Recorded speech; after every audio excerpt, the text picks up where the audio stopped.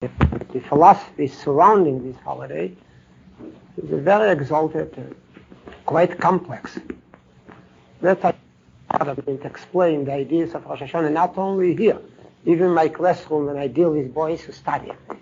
Because the American Jew, and I'm speaking when I say American Jew, I mean the Orthodox Jew, is very observant.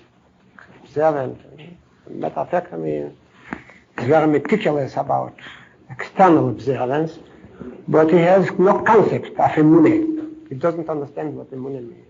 Or you say faith, all right, somebody, Rahman al-Islam, takes sick, so he will run to shul and make a mishiberach. Yes, this is.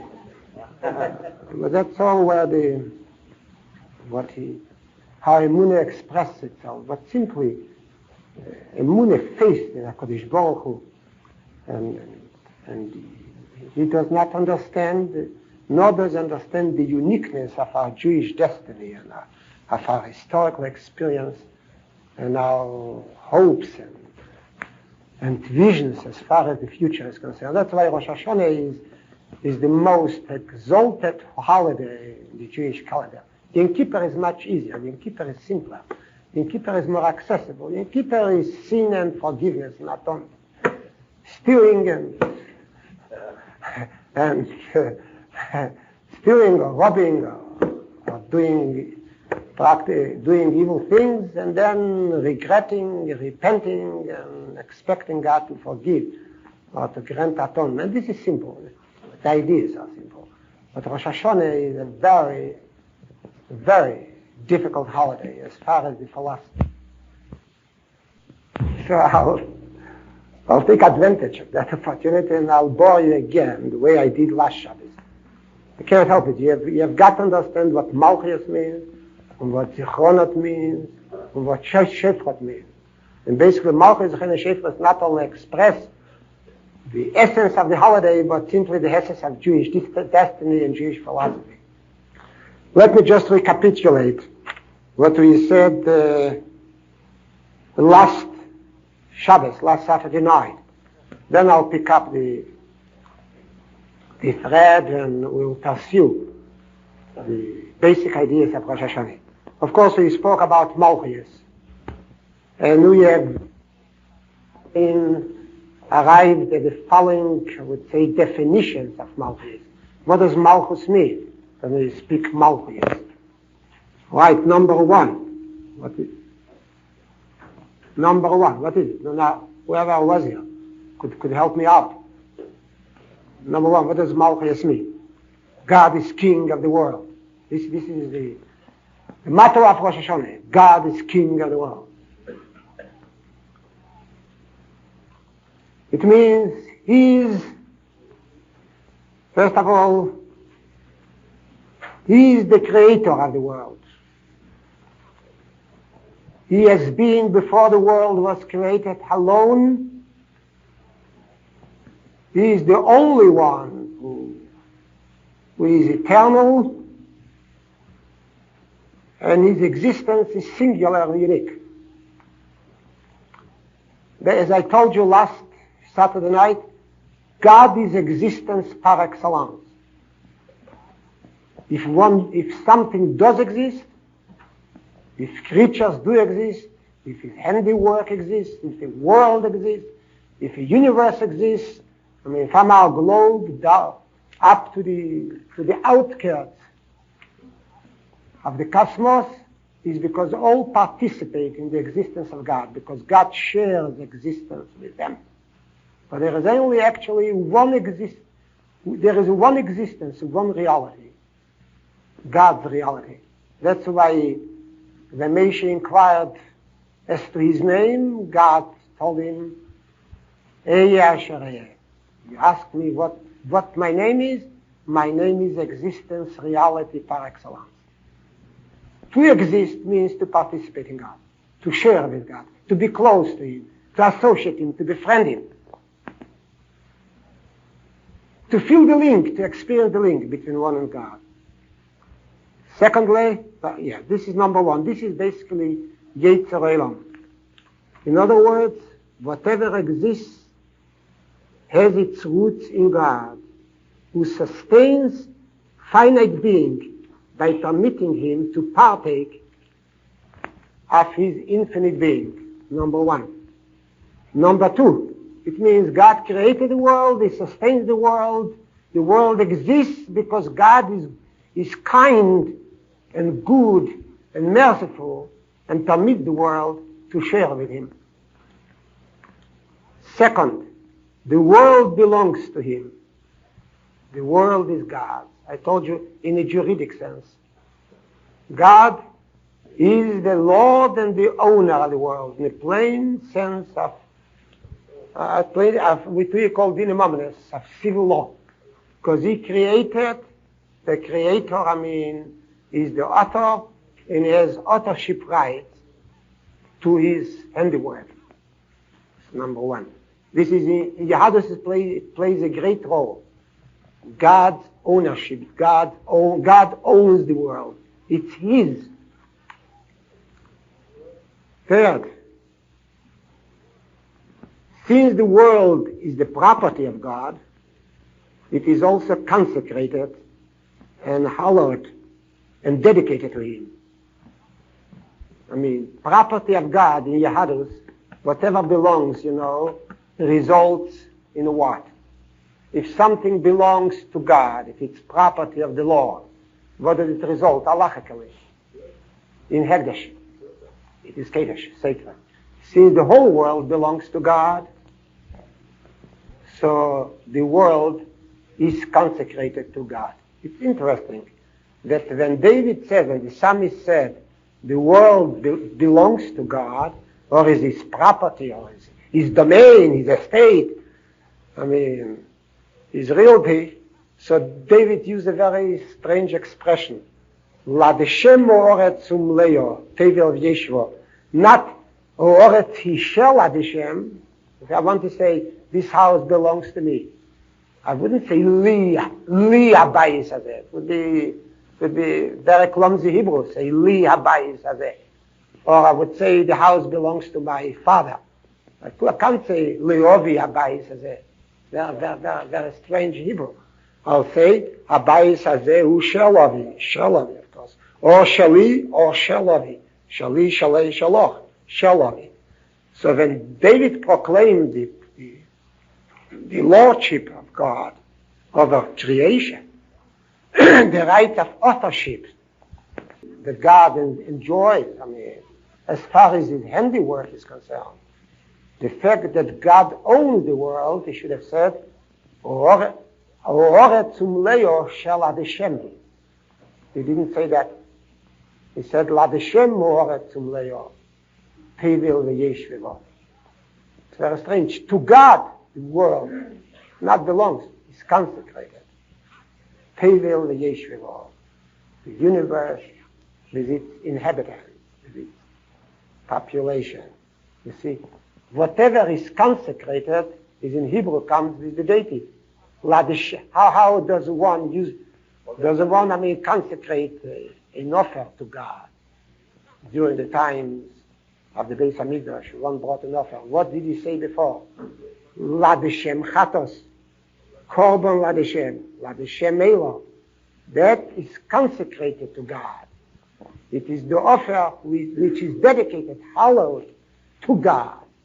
So David purposely said, Ladeshem oretzim leo, expressing not only juridic relationship, a relationship of proprietor and property, a relationship of lord and tenancy, the relationship between the owner and his in his estate, his domain. This is not so important. Important is that whatever God owns, whatever belongs to him, is consecrated to him. It's not only his domain in a juridic sense, it is sacred in a metaphysical sense. It is consecrated to him. In other words, the world is the sanctuary of God, is the temple of God. What is the sanctuary of God? The house which is dedicated, consecrated to him. That's all. The same wood, the same concrete, the same materials, of which many houses are built and constructed. If one house is considered the house of God, it's called, like the sanctuary on the Temple Mount, is because it was consecrated to God. We also in English. So David said not only is the world the domain of God, the dominion of God, it's more than that. It's consecrated to him. The whole world is dedicated to his service. Ladeshem mo'oretz leo. I could put in just add one word. Ladeshem mo'oretz kedesho. The world is dedicated and hallowed to him. Tevel v'yeshvevo. In the earth and its population, its inhabitants. This is a part of Malchus. And you'll see the next pasuk. Ladeshem mo'oretz umleo tevel v'yeshvevo. Why? Very simple. Ki hu al yamim yisodo val noris yecheneneo. I mean, the fact that he has created it, actually. He made the world. That itself gives him rights of ownership, of course. I mean, that the creation always belongs to the creator. This is a simple proposition in Cheshire Mishpat, in our civil code. And if God is the creator, so of course, I mean, the product of his work is his, belongs to him. But not only belongs, it is consecrated to him. It is hallowed. It is sacred. The world is sacred. And then you have next, Miyale Ba'arad Hashem. He calls the world already Harad Hashem, the Mount of the Lord. The Mount of the Lord is called the Rabbi in Jerusalem. Isaiah called him quite a number of times. The Mount of the Lord, Harad Hashem, because of this Hamikdash. It was constructed there, stood there. And it is called, and David calls the whole world, Miyale Varad Hashem. What is the Mount of the Lord? Ladeshem Oretz Umleo. It refers to the previous. The earth. And usually when you say earth, it's not meant in the sense of the globe, what do you understand? It's meant in the sense of the universe, of the cosmos. Tevel v'yeshvevo. This Tevel v'yeshvevo, the world with its inhabitants, with its population, the universe is called Miyale B'Harad Hashem. Who has the right to ascend the mount of the Lord? It means who has the right to simply, the right to be a citizen, to be a dweller, to be a tenant of this world. If the world belongs to God, so our status is that of tenants, of a tenancy status. The pasuk in Vayikro, Ki li kol haaretz, the world belongs to me. Ki gerim v'tishavim atem imochem, we are just sojourners and tenants. So who has the right to tenancy? Who has the right to dwell? It's not to, it's just a privilege extended to us. Mi yale v'arad Hashem, u'mi yokum, and who has the right to exist in Kodesh, in the place of His holiness. And what is holy? Where is the place of His holiness? The whole universe. So, and the answer is that the right of tenancy, is granted only to a person who abides not only by the natural law, because to abide by the natural law is no accomplishment. You can't help yourself. You must abide. When one feels hunger pangs, he must take in some food. When he's thirsty, you look for water. And when, the laws, the biological, physiological pressures must find a release. Otherwise, the man takes sick, or so forth. But the moral law, whoever abides by the moral law, Miyale V'Hashem, Ish Niki Chapayim V'Alevo, Nish Chapayim V'Alevo, Asher Le'noso L'Ashov Nafshei, V'Lenish Balamiyama. This is the answer. So this is a part, this is one aspect of Malchus. The world belongs to God, hence the world is consecrated and holy. Hence, in order to live in this world, in order to exist, simple existence, a bare existence, simply physiologically biological existence.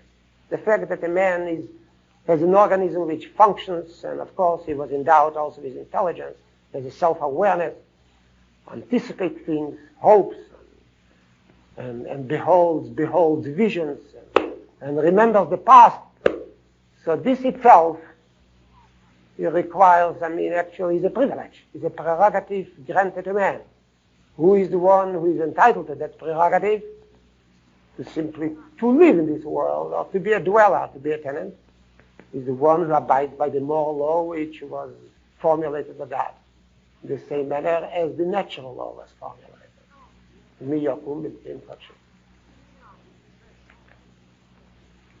Now what happens? All right, very fine. God is the creator of the world. All creatures are his.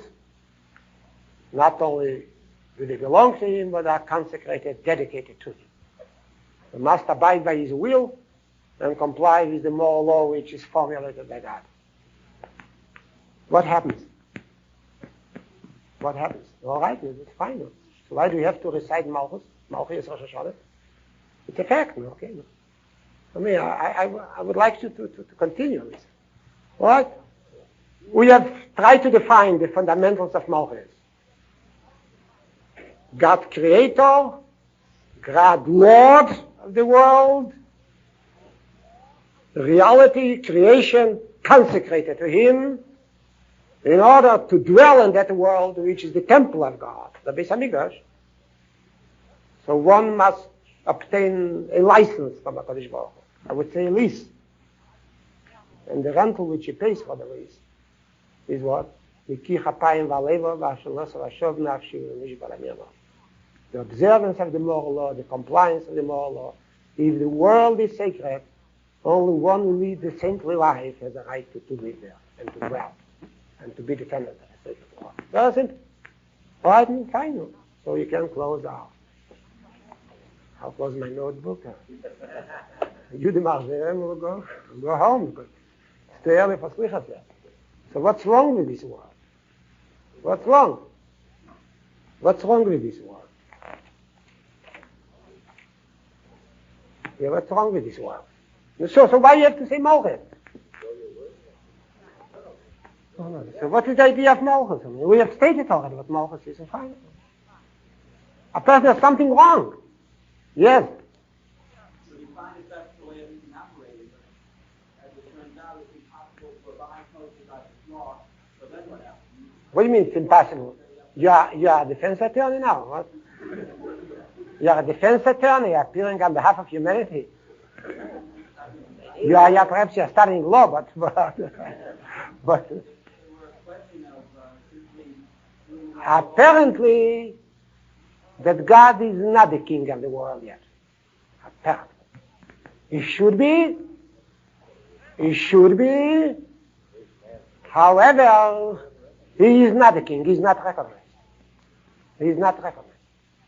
Somehow the people in the world, mankind, humanity, has not elected him as king yet. This is the problem. That's the problem with which we deal on Rosh Hashana. This problem touches upon the very destiny of man. You ask me, God is the king, not only of man, he is the king of nature as well. You used to say so? He is the king of nature as well. Al kol ma'asecha, all thy works, v'yerucha kol ha'masim, God is the king of nature as well. Of the flying nebulae, of the stars and the galaxies, and of the tide, and of the animal kingdom, and of vegetation, of the plant, mineral, plant, animal. There his kingdom is firmly established. In what respect does God's kingship express itself as far as miyut, dumb nature is concerned? By what virtue is he king of the unrushing tide, or of the rushing comet, or the shooting star, or the light which moves at such high velocity? In what respect? Where do you find his kingship, his rule, his dominion over them? Because the natural order is basically the will of God. Mute nature serves God. We believe that not only man was created to serve God.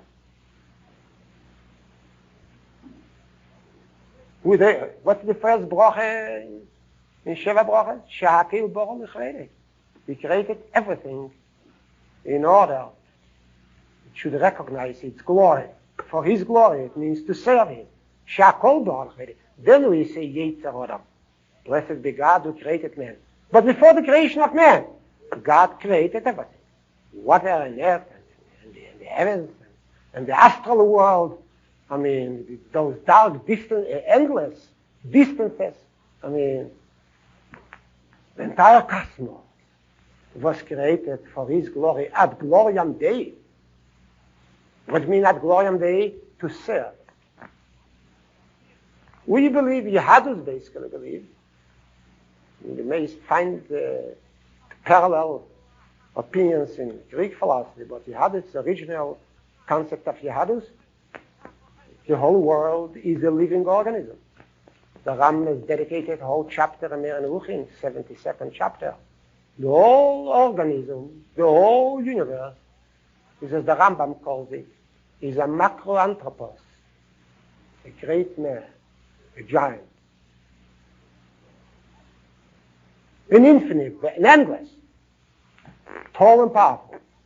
And we believe in what philosophy calls panpsychism, that the whole world is in toto is intelligent being. What is it called in Chazal? The whole world in toto as a one entity, as a macroanthropos, is an intelligent being which serves God by abiding by what? By the mathematical equation, which links phenomena together and which determines the pattern of behavior of that macroanthropos. What is it called in Chazal? Chazal had a name for it. The Rambam dedicated chapter, I mean, first part, it's 72 in base. Macroanthropos. In Hebrew, medieval old philosophers, the Middle Ages used to say, our Olam hu Adam Gadol.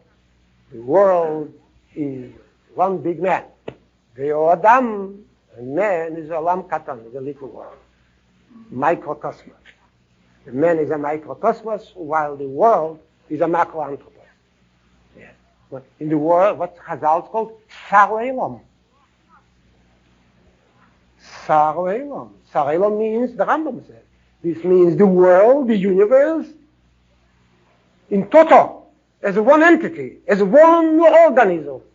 And the Rambam says the universe as an organism is endowed with brains, means it's intelligent, with a heart. It is kind as well. I'm based. Yes. So the whole world as an entity, the cosmos, the macroanthropos, the Adam Gadol, as far as he is concerned, okay, God is his king, because he has also a Shulchan Aruch. The macroanthropos is also a code, a Shulchan Aruch, an Erech Chaim. We apply. But what is his Erech Chaim? The book of physics. This is Erech Chaim, the code, the moral code of the macroanthropos. If we should deviate just a little bit from the established pattern, it will be considered a sin on his part. It would be considered culpable behavior on his part. But the macroanthropos recognizes God and surrenders to God and abides by the code which God has bestowed upon him, namely the book of nature.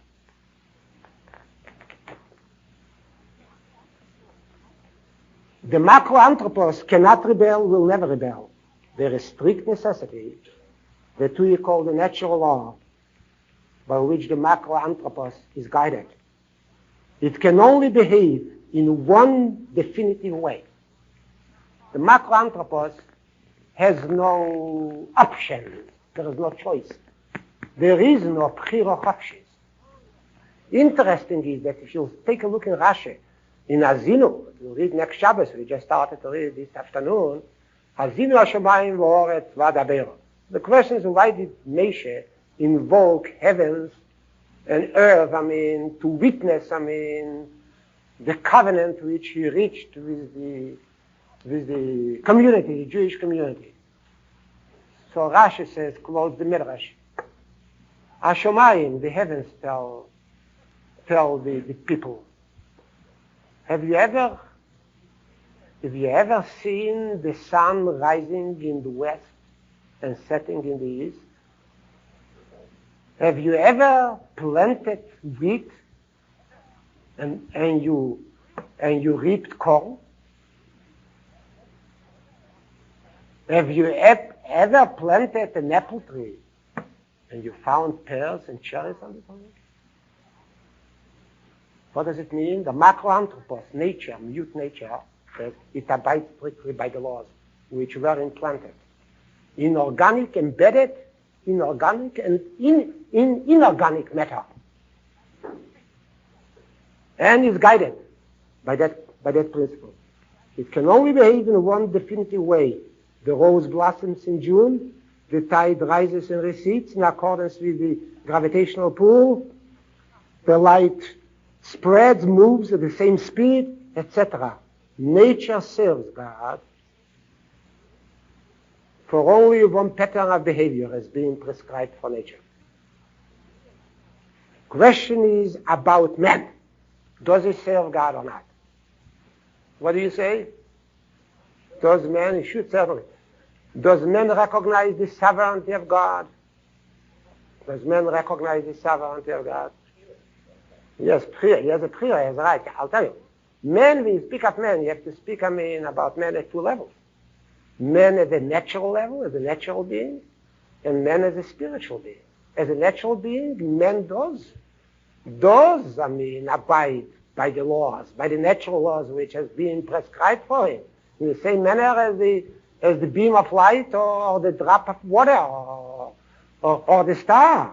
Man as a physiological, natural being does not dare to rebel. He responds to all biological pressures in the same manner as the beast. He has no option. As a physiological being, he has no option. I'll be frank with you. There is now a tendency among youth in America not only to rebel against the moral law, but to rebel against the natural law. According to Yahadus, to respond to the natural law in the prescribed manner and to cooperate with nature is a moral accomplishment. Is morally relevant. That's why Yahadus is so opposed to suicide. Yahadus considers suicide as murder. The Rambam classified suicide under the category of murder. That's why Yahadus is so opposed to abortion. It is murder. That's why Yahadus is opposed. Allah is opposed. I wouldn't say it's absolute, but opposed, very strict, pertaining to planned family or to so-called, birth control. Because Yahadus considers it interference on the part of man with the natural process. There is only one way in which man may interfere with the natural process. When there is pathology, when nature deviates. Pathology means rebellion on the part of nature. When nature begins to deviate from the normal pattern, Rahman al-Islam, malignancy. Malignancy is the typical pathology. Then man is called upon to interfere and to intervene and to stop the process from spreading and to save a life and to help a man. That's why Yahadus was so persistent that to cure the sick is a noble deed. had never qualms of conscience like Christianity. And Christianity couldn't understand why should men interfere and with nature when pathology develops. But however, if there is no pathology involved, but simply man who wants to intervene and to stop nature or to restrict nature because of convenience, because of comfort, so that's forbidden. Because to comply with nature and simply and cooperate with the natural pattern, with certain forces in nature, is not only necessary, it is morally relevant. Because the book of nature was written by God in the same manner as the book of the moral law was written by him.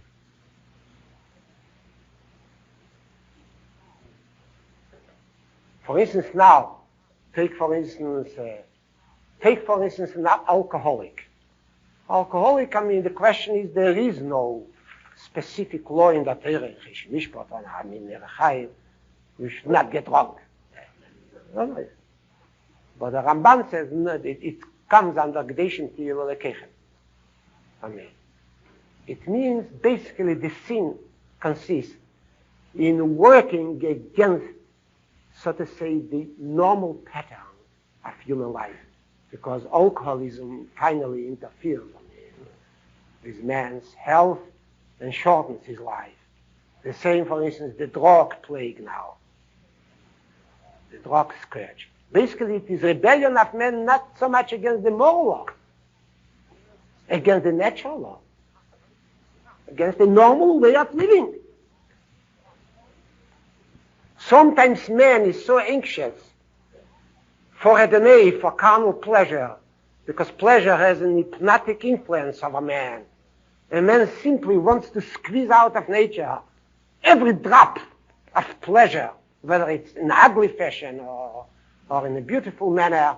He doesn't care.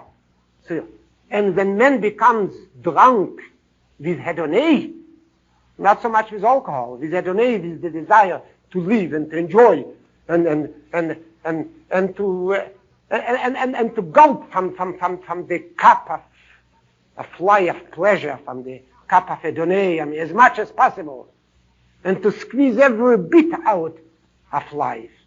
Then he begins to sin not only against the moral law, but against the natural law as well. Because he's simply driving himself to destruction, to death.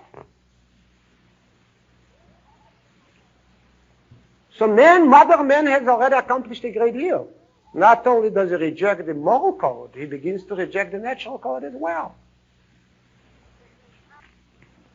But the normal person who is not sophisticated, is coerced to act in compliance with the natural law. God's cosmic will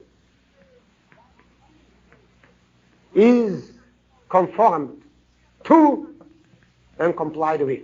His cosmic will.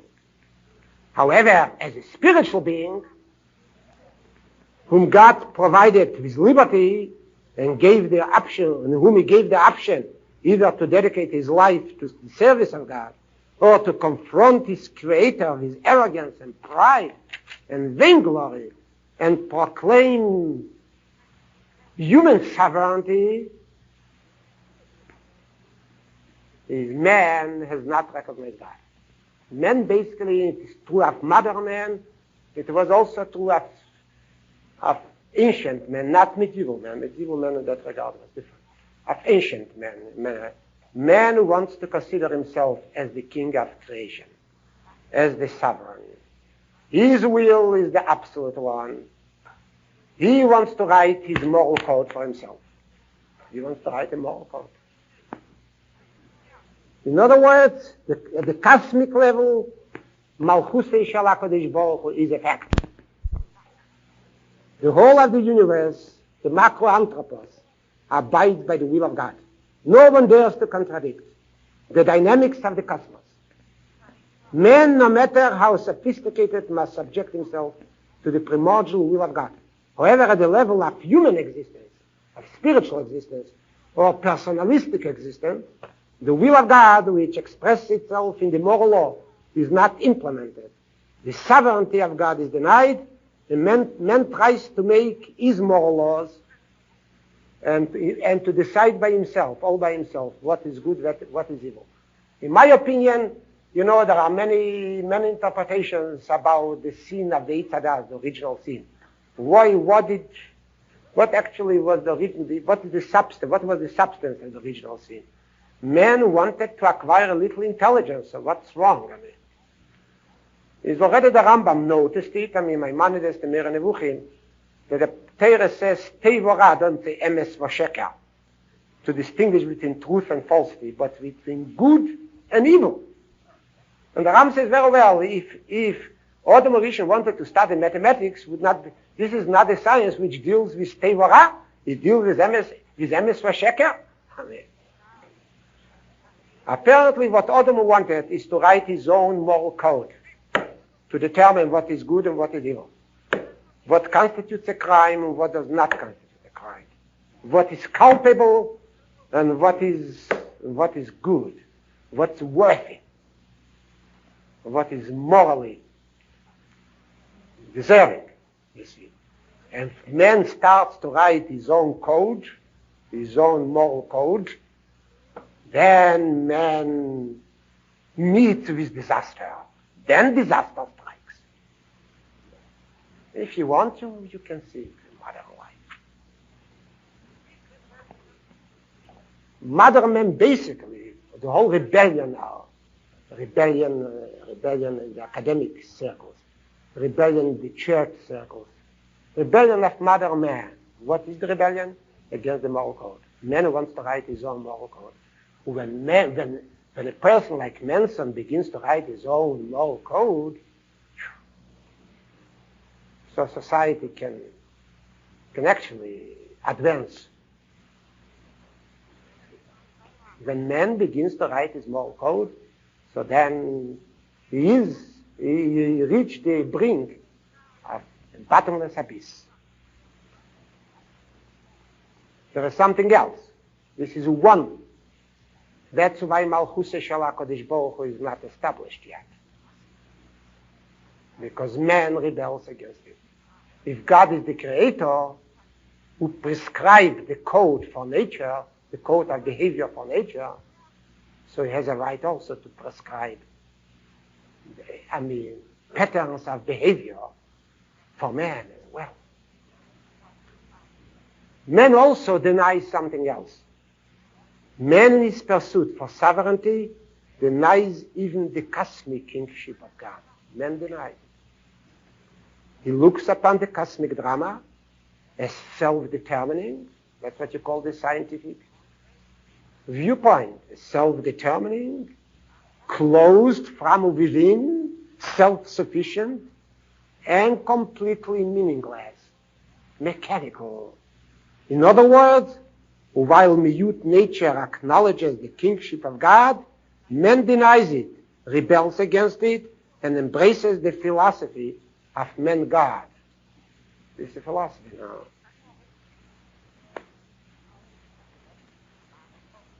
Now, Yehadus, it's very strange, facing this problem, has developed a dual philosophy vis-à-vis the eternal crisis, in which man who rebels against God finds himself. There are two ways how somehow to redeem man from that crisis. There are two ways how to help man. Two ways possible, and both ways found expression in our Tefillah of Rosh Hashana. Problem is how to reconcile man with his master, and how to make man acknowledge God. Place the crown upon God, upon the Chai Olam, upon the eternal. How to proclaim his kingdom, his kingship, his sovereignty. There are two ways. What are the two ways? What would you say? What are the two ways? Basically, there are two ways. I would rather say I wouldn't say there are two visions. I wouldn't say ways. Ways perhaps not the wrong way. Two visions. You can envision two things, two situations. Of course, in order to expect man to repent and come back to God and establish a moral society, and actually and eliminate iniquity and injustice and brutality and evil, and to be truthful and kind and compassionate, of course, to imagine that is a vision, basically. Of course, it's a great vision. But two visions are possible. What are the two visions? What would you say? Two visions are possible. There is either one vision. How does it two visions? What is the vision of Malchus? How will it happen?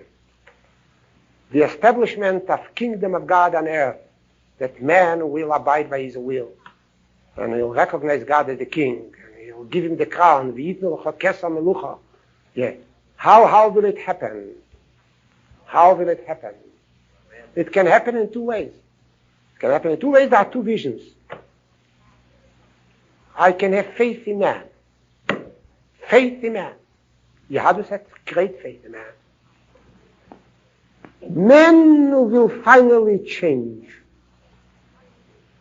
And man by himself will recognize his folly and will begin to strive for God and move toward God. Man himself will ennoble his own character. He'll enlighten himself. And he'll raise himself by his own bootstraps. Raise himself to great intellectual heights at which he'll recognize the truth. Of course, it's a long educational process. Very long. I'm too old to live to see it. Humanity is slow in changing attitude. Very slow. Take, for instance, how long it takes humanity to change its attitude toward the Jew. After all, after Hitler, still the same prejudice. I wouldn't say the same, but same prejudices, dislike, suspicion. Humanity is slow in changing attitudes, in revising conventions, in admitting mistakes, in correcting errors. Very slow. Humanity is unwilling to repent, and it is still unwilling to come before God with a contrite heart. However, God is patient, until humanity will destroy itself with an atomic bomb. God expects men to come to him. God expects men to come to him and say, Chotos, mea maxima culpa.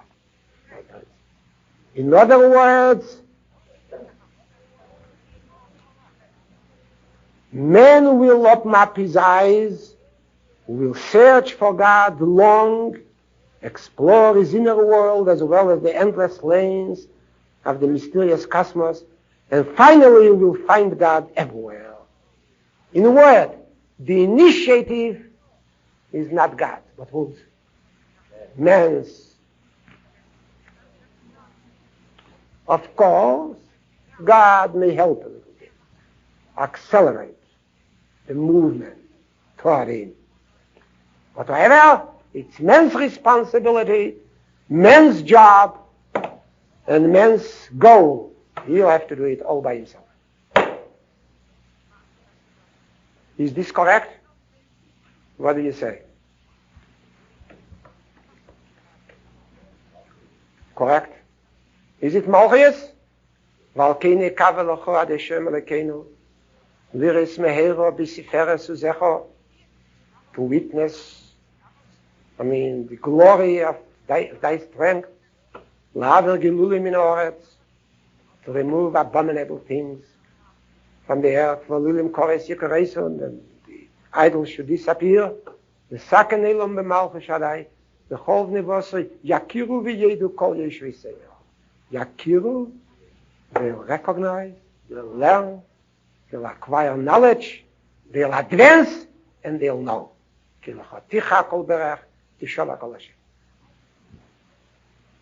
It means Malchus is on the one hand faith in God, complete surrender to God, as king, as creator, as sustainer, as the source of being, as the master and Lord, to whom we should consecrate our lives. And when we proclaim that we are in despair, in black despair about man, that man didn't recognize it, but yet, however, it's also Malchus expresses faith in man, that finally man, no matter how far he removed himself from God, no matter how proud, how vain, how conceited he is, and how stupid he is the main thing, will finally be enlightened. He himself will somehow, after long, long soul searching and meditating and reflecting, and after he'll experience, the destiny, he'll be confronted with the final, be confronted with the problem of either to come back to God or to perish, who will recognize and find God. This is Malchus. Yakiru v'yedu kol yesh v'sever kelchoticha kol baruch tishava kol Hashem. And also in the brocha of Kedushas Hayom, Elokeinu Elokei Aviseinu melech al kol eilam kulei b'chvedecho v'yinosei al kol haaretz b'karecho v'yeda kol Paul should understand. V'yovin kol yitzu should comprehend kato yitzartei v'yim akil asher neshama ba'pi ad Hashem Elokei Yisrael melech u'malchusei b'akil u'mashalom. This is the bracha of Malchus. There is, however, another way which Yehadus believed and the Nevi'im spoke of. On the other hand, there is another way. The initiative is God's. The trouble with rebelling man is that he never met God. This is the trouble. He does not see him. He was never confronted by the Creator. To him, nature, its stability, an unalterable sequence, its monotony and complete irresponsiveness to human need. Nature is irresponsive to human need and plea, shuts out God's image. A man who is not very deep, whose mind is not very profound, sees complete anonymity and mystery envelop the universe with its rushing comets and shooting stars and flying nebulae. Only a mind of great sensitivity, great sensitivity, an eye which is able only an exceptional eye, a unique eye, which is able to pierce through the cloud, through the thick cloud, enveloping the natural process, can get a glimpse of the Almighty. It's very hard sometimes. The Torah speaks when God descends upon earth, he is enveloped in a cloud, ba'amud onon. Why in a cloud? Man doesn't see him. What does man see of nature? What does he study nature? Certain regularity, a certain monotony, a certain repetitive mechanical process, closed like a cycle. He doesn't see, the fingerprints of God. Only so in order to bring men back to God. So what is necessary? Revelation of the Almighty. The sudden appearance of God's glory. The open manifestation of his might and power will bring men back to his Maker. While when we spoke about Malchus, we said that man has got to address himself to God. The initiative is man. God will not address himself to man. He is waiting for man to come before him. Knock on his door, address himself. Now, when I am now trying to explain the second vision, is God will address himself to man, who will certainly answer. In other words, the redemption of mankind will come only when God will call man and encounter him face to face. Now, is it true as an aspect of Yahadus? Certainly yes.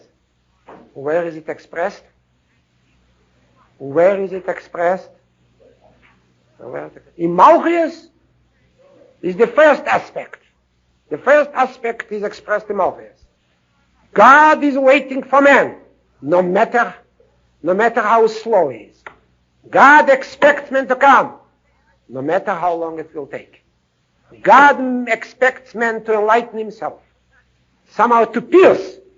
His eye should pierce the thick cloud and see light behind the cloud, no matter how difficult it is for man. This is Malchus. How long it will take? Millennia. Doesn't matter. Doesn't matter.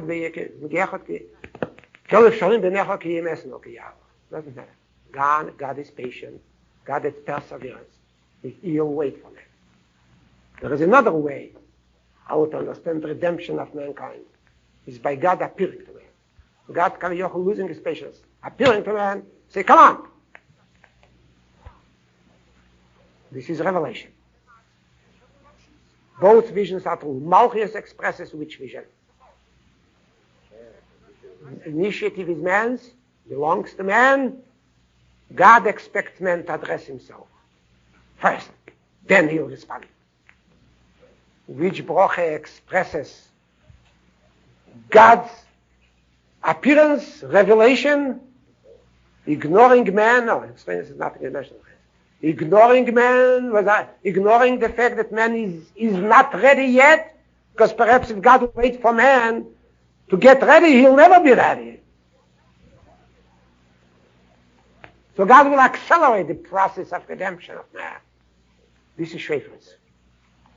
Shefris is Gilui Shchina. Kol yish v'sevel v'sheich ne'eretz. All the dwellers of the earth. Kinseine isorim tiru. When the flag will be raised, you'll see. Uchiskei ha-shefer tishmo. When the sound of the shefer will be blown, you'll hear. Voye bayim ha'u yitoka v'shefer godel u'vo'ev dim beretz Asher v'nedochem beretz Mitzrayim. V'adeshem Elokim b'shefer yisko. God tries to wake up man. Man is being awakened by God.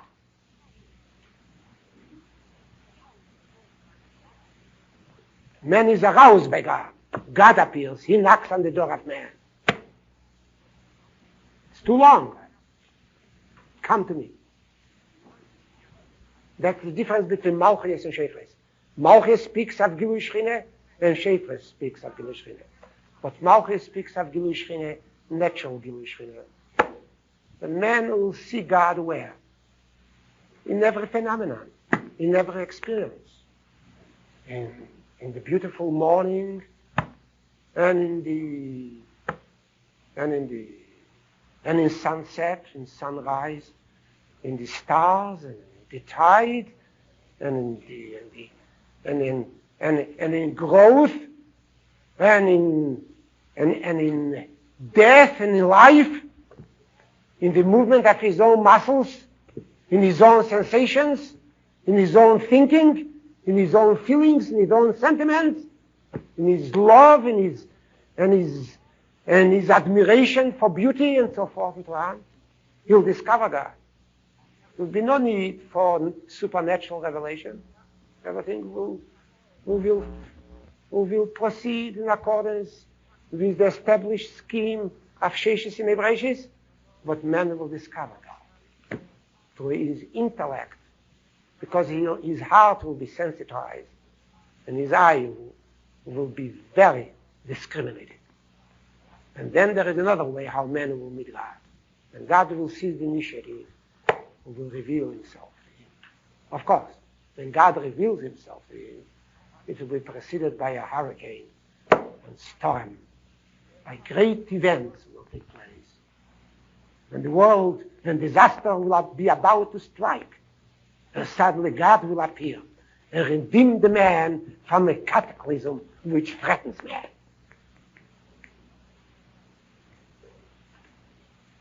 This is the bracha of Shefes. Shefa means the instrument which God will use in arousing man, in awakening up man, in awakening man, in waking him up, in bringing him to Ktaka. However, the second vision is also expressed in another part of our Shem Nesre. The second vision, the vision of Shefes. Where? Yeah? Doch auf Shiva Godel is a Shefes. No, uvechint in Pardacho. Uvechint in Pardacho, which we have inserted in Melech HaKodesh. So you don't speak that man will take the initiative. Oh no. That man will enlighten himself. That man will progress so far and so much that he'll see God in nature. He'll see God in every phenomenon, in every experience, in every movement, in every pebble, in every grain of sand on the beach, in every wave, in every flower. Oh no.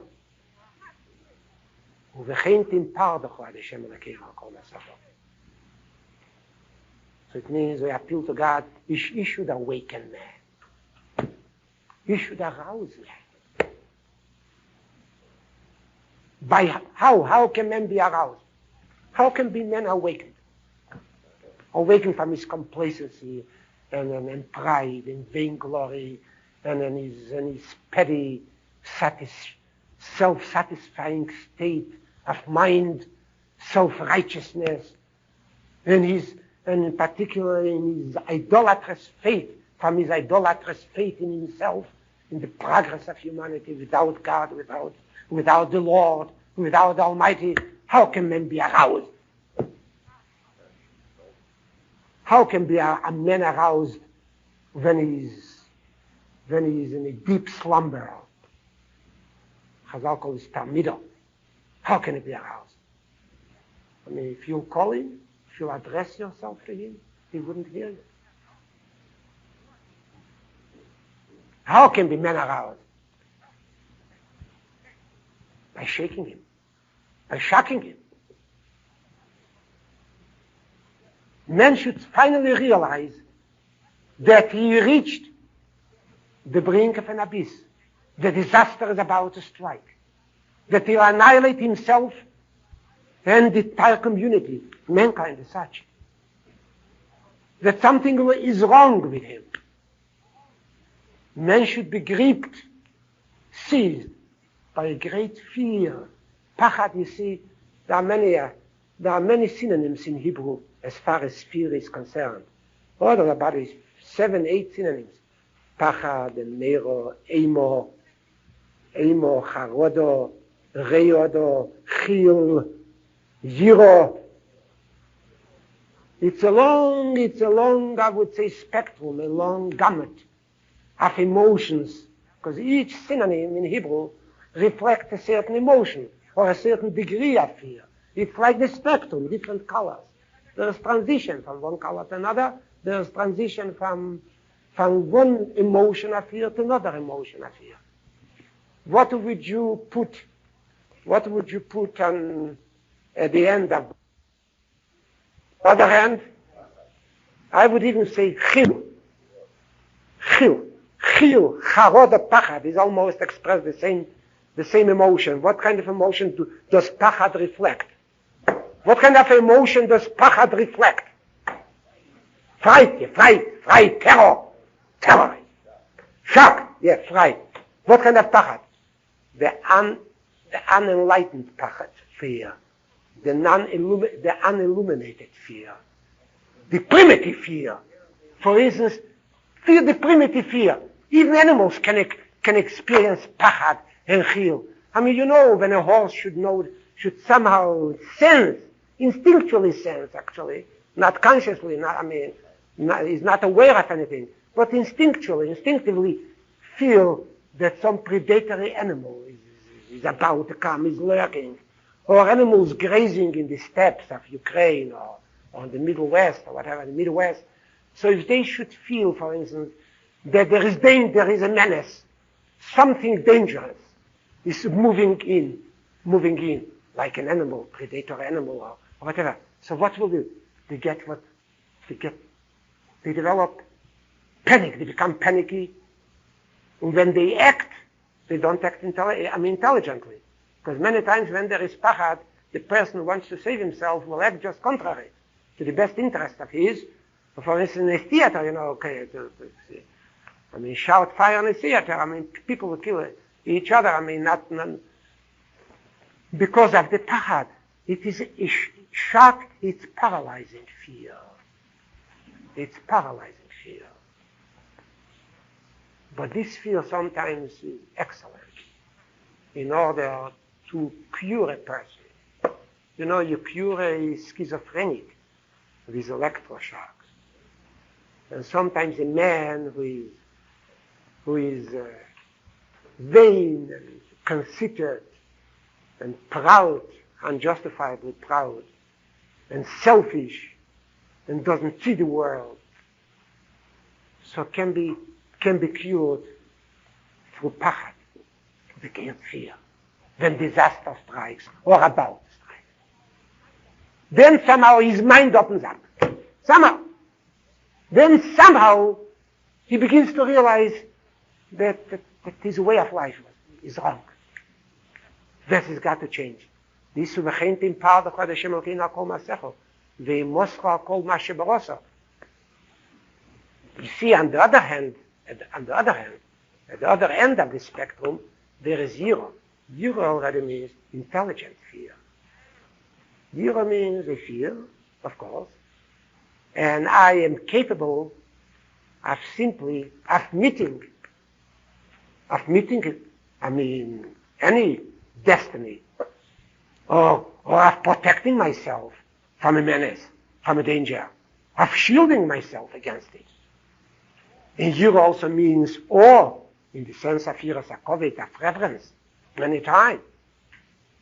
Yes, Hashem lekechotiro, avim etiro, isha avim etiro. You start, sometimes you cannot preach to the world now. You cannot preach much to the world. The world is insensitive. But the world, in order, to be awakened from its slumber, has to go through the states, to the experience, live through the experience of pachad and emo, and to little by little lead to the Yerucha Kol HaMasim. But the initiative is God's, not man's. This is the same idea as in Shefres. Now let us just come back. Which chapter actually in Tehillim proclaimed sovereignty of God?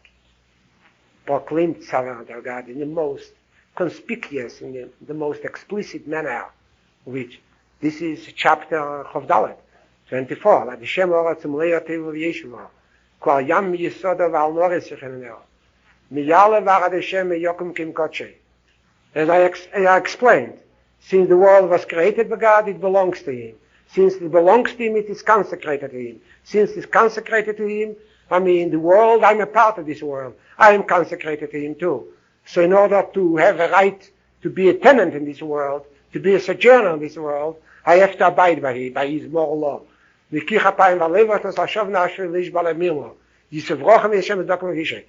there is the pasuk, Ze der Bershov, Mevakshi Fanecho Yaakov Salah. What does it mean? Where is the transition? So David says, and that's exactly that every generation within the Jewish community tries to pass on to the next generation. What is Yahadus? What is the concept of Yahadus? The essence of Yahadus, what is it? La Deshem Oretz Umleyo, Tevel V'Yesh Vivo, and hence it is consecrated to God, and every man is a servant of God. And only the servant of God has a right to dwell in that world. And this is This is the generation of those who seek thee. who want to encounter thee, to be confronted with thee forever. That's exactly the gist of Yehadus. And now David says, what about the world? Has God been enthroned in this world? Did the world gave him the crown? Has he been elected as the king of the world? Apparently not. You see, as David said, Su shiorim rosheichem, v'inosu pischei elam. Interesting. There is Shar and Pesach. What's the difference? Shar and Pesach. What's the difference? Su shiorim rosheichem, v'inosu pischei elam, v'yovei melech hakoved. Shar and Pesach. What's the difference?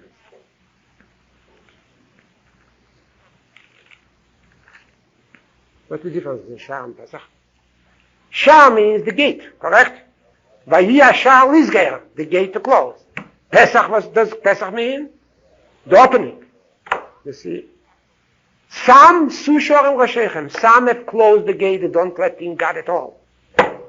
The communist Russia, China, the lands, the countries behind the Iron Curtain, at least as the leadership, as far as the leadership is concerned, they have closed the gate. God cannot enter. God will never receive a visa. Cannot be entered not only as an immigrant, not even as a tourist. God is barred from my territory. Completely barred. He's not admitted. The gate is closed. The ideal is atheism. Morality is atheistic morality. I want you to understand. Atheism for Marxism is not just a secondary theory. It is primary. It is the very essence of Marxism. I mean, expressing itself through its atheism, through its denial of God's sovereignty and substituting man's sovereignty for God's sovereignty. This is basically the essence of Marxism, of Marxist morality. I mean, everyone knows. I mean, this unlimited faith in man is showing. Of course, other countries, not sure, the shorim are not closed. The gate is not closed. They have an opening. There is no gate at all. But the opening is so narrow that God cannot get through it. Their concept of divinity is so narrow and so middle class, and so selfish, and so superficial, that God does not want to squeeze through this gate. Su shiorim roshechem, v'inosu pischei elam, v'yovei melech hakoved. And the king, what is koved? What does it mean, the king? V'yovei melech hakoved means the king of kavod. What does it mean, kavod? Dignity. The king of dignity. What means of dignity? Because if one denies the existence of God and the existence of a transcendental reality and the existence of a moral world, he denies his own existence as well. Human dignity can only be experienced if man is created in the image of God. But if man is a beast, like any other beast, emerged from the cave or from the jungle or from the urwald, there is no dignity to man. If man wants to lay claim to dignity, he can only achieve dignity if he is the image of God. Without the image of God, man cannot speak about dignity, about his own glory. With God, yes, is man a dignified being. Is man the king of the world. But without God, he is just a beast and nothing else but a beast. And as a beast, man is the weakest creature, as a matter of fact. As a beast, he is the weakest creature. As a dignified being, he is the most powerful creature, man. Of course, the world has forgotten God already. Mize Melech HaKoved. Who is Melech HaKoved? People tell me when they come to Russia and they speak to some Russian students, boys and girls, so they say, is it true that in America they still believe in a God? A progressive country, technologically so developed, a powerful country still believes in God? Children, they don't know. Mise melech hakoved. Who is he? Who is he? Dignity. Dignity one can achieve by sending up a robot to the moon. But you know very well there's no dignity in it. It's very skillful. There's intellectual, acumen involved. There's a lot of intelligence also, required, but not dignity. There's no dignity without morality. There is no dignity without sanctity. Mise melech hakoved. We don't know what it is. So what does David answer? Ad Hashem izus v'giber, Ad Hashem giber melchama. David tells them, listen, you don't believe, you are rebelling against God. Even the Western societies, there's rebellion against God. Rebellion against morality, a rebellion against the fact that the human being should surrender himself to God, surrender to God, and actually give him full obedience and so forth. But you don't want God. So you want to engage God in combat. Simply, you want to struggle with the idea of God. When man engages God in combat, he is bound to lose. He is bound to lose. Because take now the modern world. I'm speaking about Western society, I'm speaking about Russian society. But the Western society is now a confused, perplexed society. Completely perplexed, completely confused. It's a society actually which doesn't know what it is questing for and what it wants. It's a society really what falls apart at its very seams. Take for instance, we have now, you see, a society which lost faith in itself.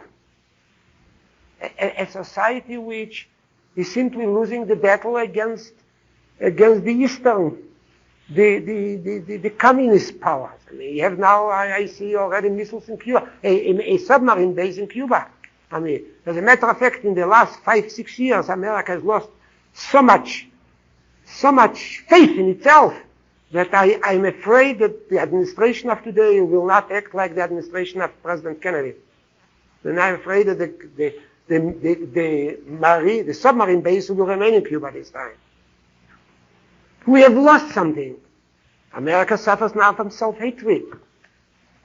A certain paralysis. It's a plain paralysis. Paralysis of will. Don't you think Moshe Dayan is wrong when he says America is beginning to talk now when Russia has been acting for a long time? It is correct. All right, we said the State Department doesn't care for Israel, but now it's a question of Israel, it's next door. And you'll see, I don't want to be a prophet of gloom and doom, but America will not have the guts to tell Russia, either you get out or you'll face, you'll be confronted with our naval and air power. I doubt it very much. And how long ago when 5 years ago it happened, the Kennedy episode. 7 years ago, right? In those 7 years, America has lost a lot of its faith in itself, of its strength, moral strength, willpower. America is cowardly now. There are young men and young women in America which simply, destroy the land, destroy the American culture, American education, and particularly American determination. It is a result, all this is a result of an atheistic society. Never mind officially we accept God. But the door is very narrow, our door. I mean, the door of our temples and even the churches is a very narrow door. I mean, God can hardly squeeze through the door. I mean, religiosity and commitment to God express itself only in a ceremonial prayer and a service, and that's all. I mean, on the street there is no God. You don't meet God in the street. So of course, I mean, when you engage God in combat, you try to deny his existence. You try to rebel against his authority, against the moral law. Of course, I mean, God will win the battle.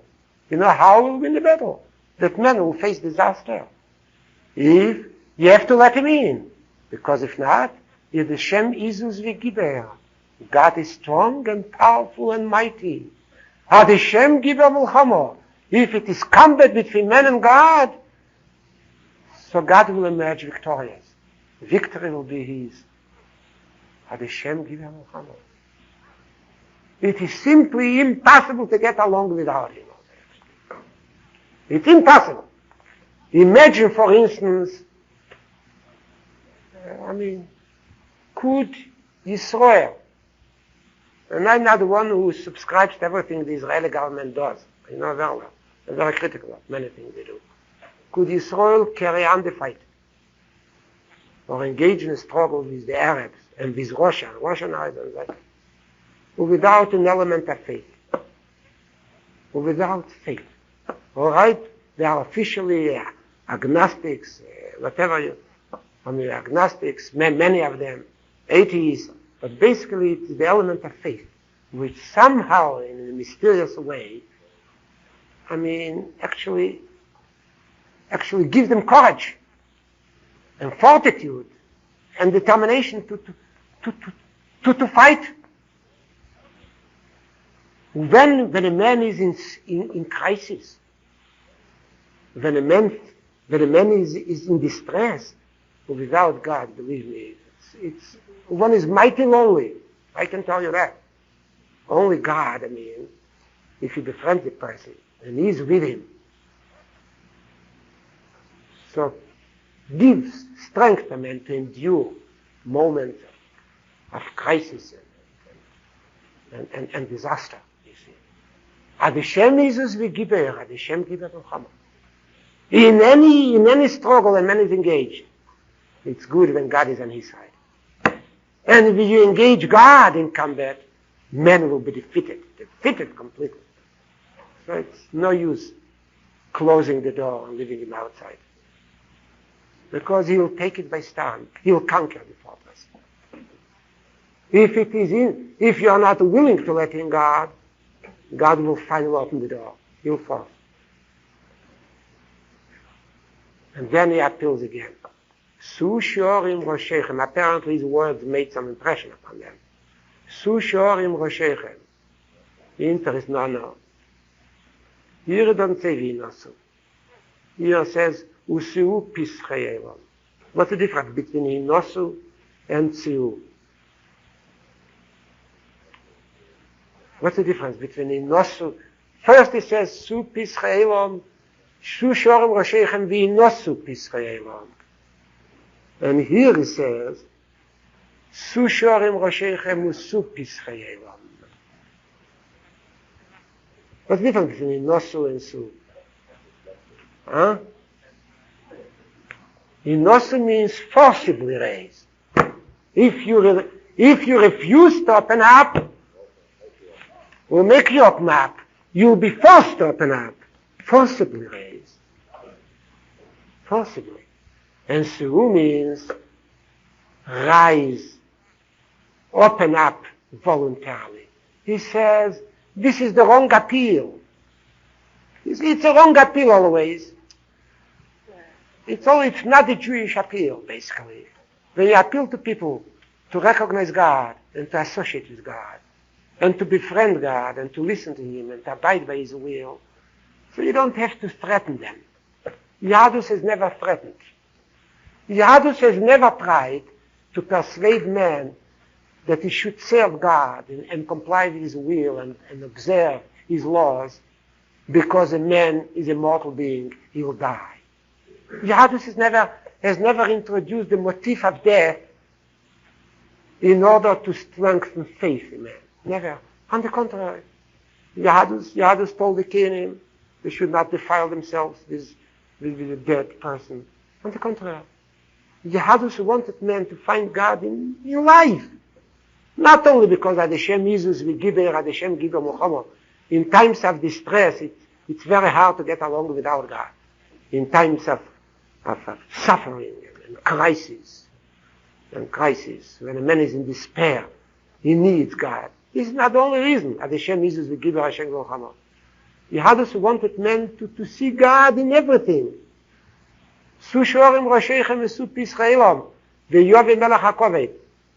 Now apparently shorim don't say mize melech hakovet. But here it's very strange. Well, how do they say? Mi huze melech hakovet. What's the difference between mize and mi huze melech hakovet? What's the difference? Mize melech hakovet and mi huze melech hakovet. What's the difference? No. If you ask mize, what do you mean? Then you ask mize. Who is it? Who is? I mean, I don't know that such a person exists. When you say mihuze, means already you know about him. You know about him. You heard of him. You know that he is very useful. Sometimes it is profitable to be near him and to listen to him, to abide by him. But you want to know exactly his identity. Mihuze. What's his identity? What does he demand of us? What does he demand of us? What does he want us to do? What does he expect of man? Mihuze is like the question, Ma deshem alekecho deresh mimoch. What does God, thy Lord, require of thee? Mihuze mean, who is he? I don't believe in him. When you say mize, then I don't believe in him. Who is he? What kind of a story are you going to tell? When you say mihuze, who is he? Who is he? I would like to understand him. The Shorim at Sofendat, they began to realize that it's impossible to get along without him. But they want to know a little more about him. What does he require of man? What does he want man to do? What should man actually do in order to meet him? What does David answer? Not that the Shem Jesus Gibor is very strong, he's very powerful. If you want to recognize him, disaster will strike. You lose your battle or not. This is now no need to talk like that. This is the language of revivalists, you understand? You heard a revivalist sometimes preach. It's hell and the purgatory, and Yahadus never spoke. How did Yahadus speak of God? How did Yahadus speak of God? Not in terms of catastrophe and disaster and death. Yahadus spoke of God, how wonderful it is to be with him. Why only a man needs God not only in times of distress, he certainly needs God in times of joy and victory and triumph. And he answers, when they ask me who's a Melech HaKovet, he answers, Havayet Tzvois hu Melech HaKovet. What does it mean, Havayet Tzvois? What does it mean, Havayet Tzvois? You want to know where is God? Who is he? His image is reflected in every event. What is Tzvois? Tzvois means the Lord of the host. What does host mean? Nature. God is reflected in every event, in every natural occurrence, in every infinitesimal particle. God who lends unity and continuity to everything. God is indispensable not only in crisis, but in normal times as well. With him, man sees the world in a different light. Man is reborn at a higher level of consciousness. With God, man has dignity. God is everywhere. You want to know who God is? What does it require of man? One thing. Man should always think of him and find him everywhere. That's all. L'Hashem Oretzum Le'Yoteru Yeshua. Havayet's ways. He owns every detail, every particle of sand, every blossoming flower, every withering leaf, every drop of water. You own the world in total. L'Hashem's ways. L'Hashem Oretz. You ask me who is the Melech HaKovid? What's his identity? What's his moral code? What are his requirements? What are the conditions? If I'm going to reach a covenant with him? Nothing. L'Hashem Oretzum Le'Yoteru Yeshua. He is omnipresent. He experiences it. And this is the idea of Malchus.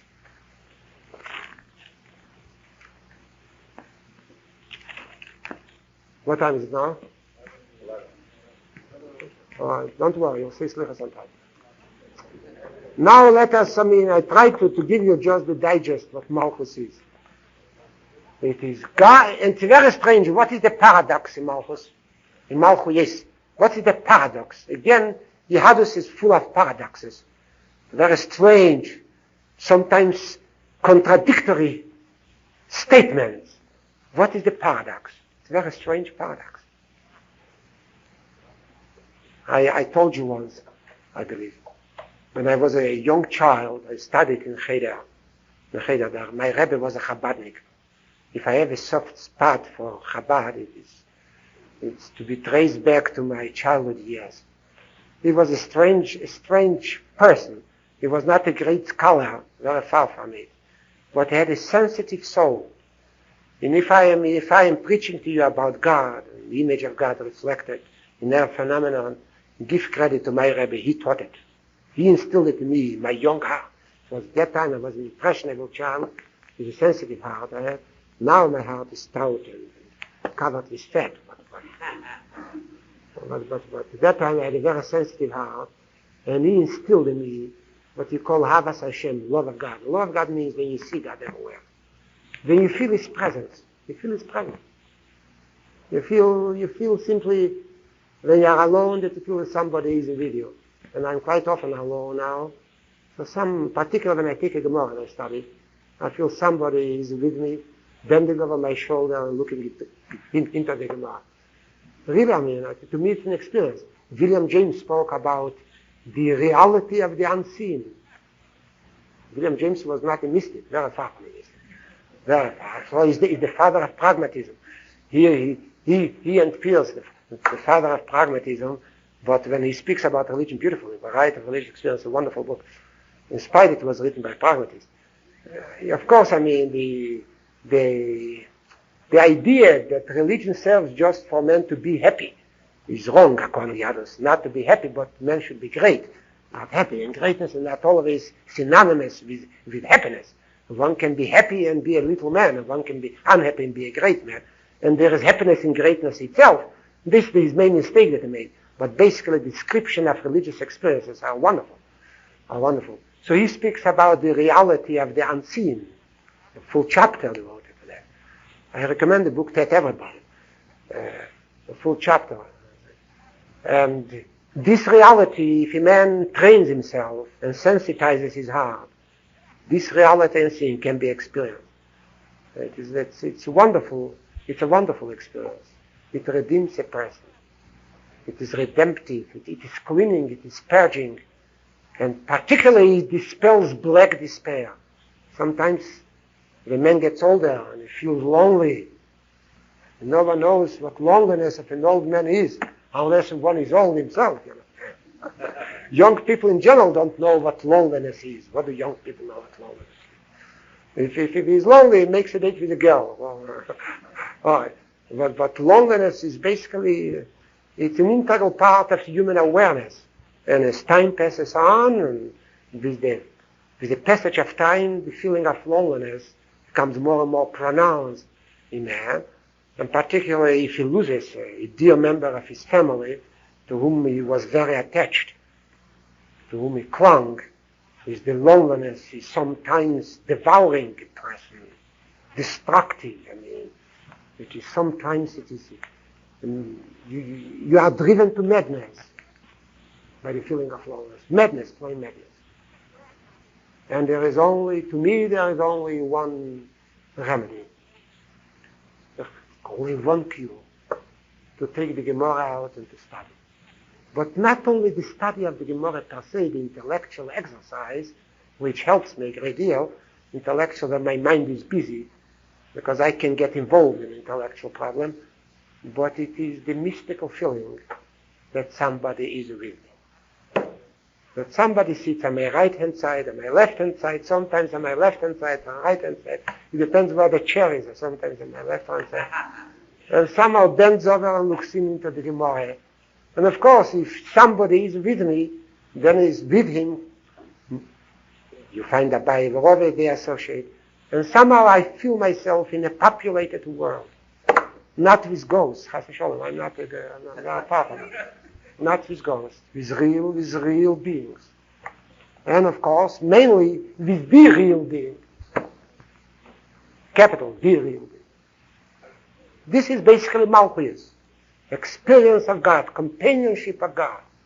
Why did I quote you William James? It's not some crazy idea of mine, you know.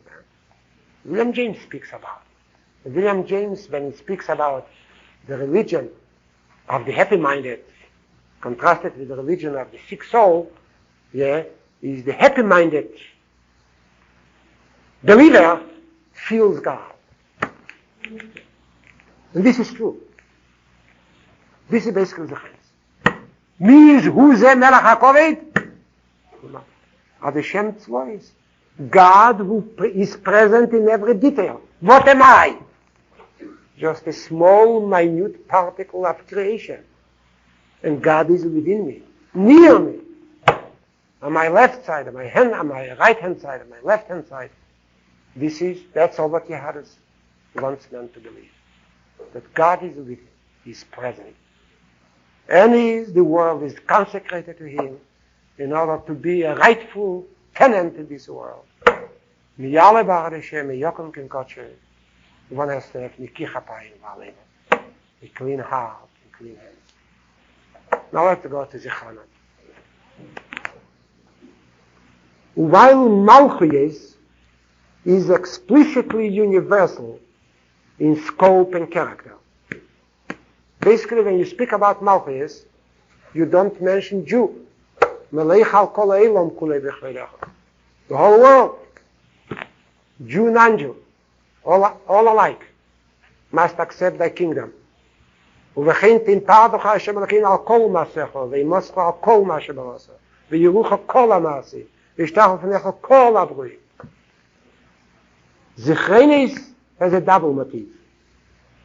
It has the universal motive of men in general, and also the theme of our private, unique relationship with HaKadosh Baruch Hu. I always say, the Jew is bound to HaKadosh Baruch Hu in two ways. One way, as a citizen of the world, at the cosmic level, like any other human being, or like any other creature. In a second way, as a person who reached a special, unique, singular covenant with God, and set up a special relationship between himself and God. The chsime of Zechrenes, the conclusion of Zechrenes, very interesting. In Zechrenes we start out with the universal theme, we conclude Zechrenes with the private theme. The chsime of Zechrenes is related to the covenant, Zecher HaBris.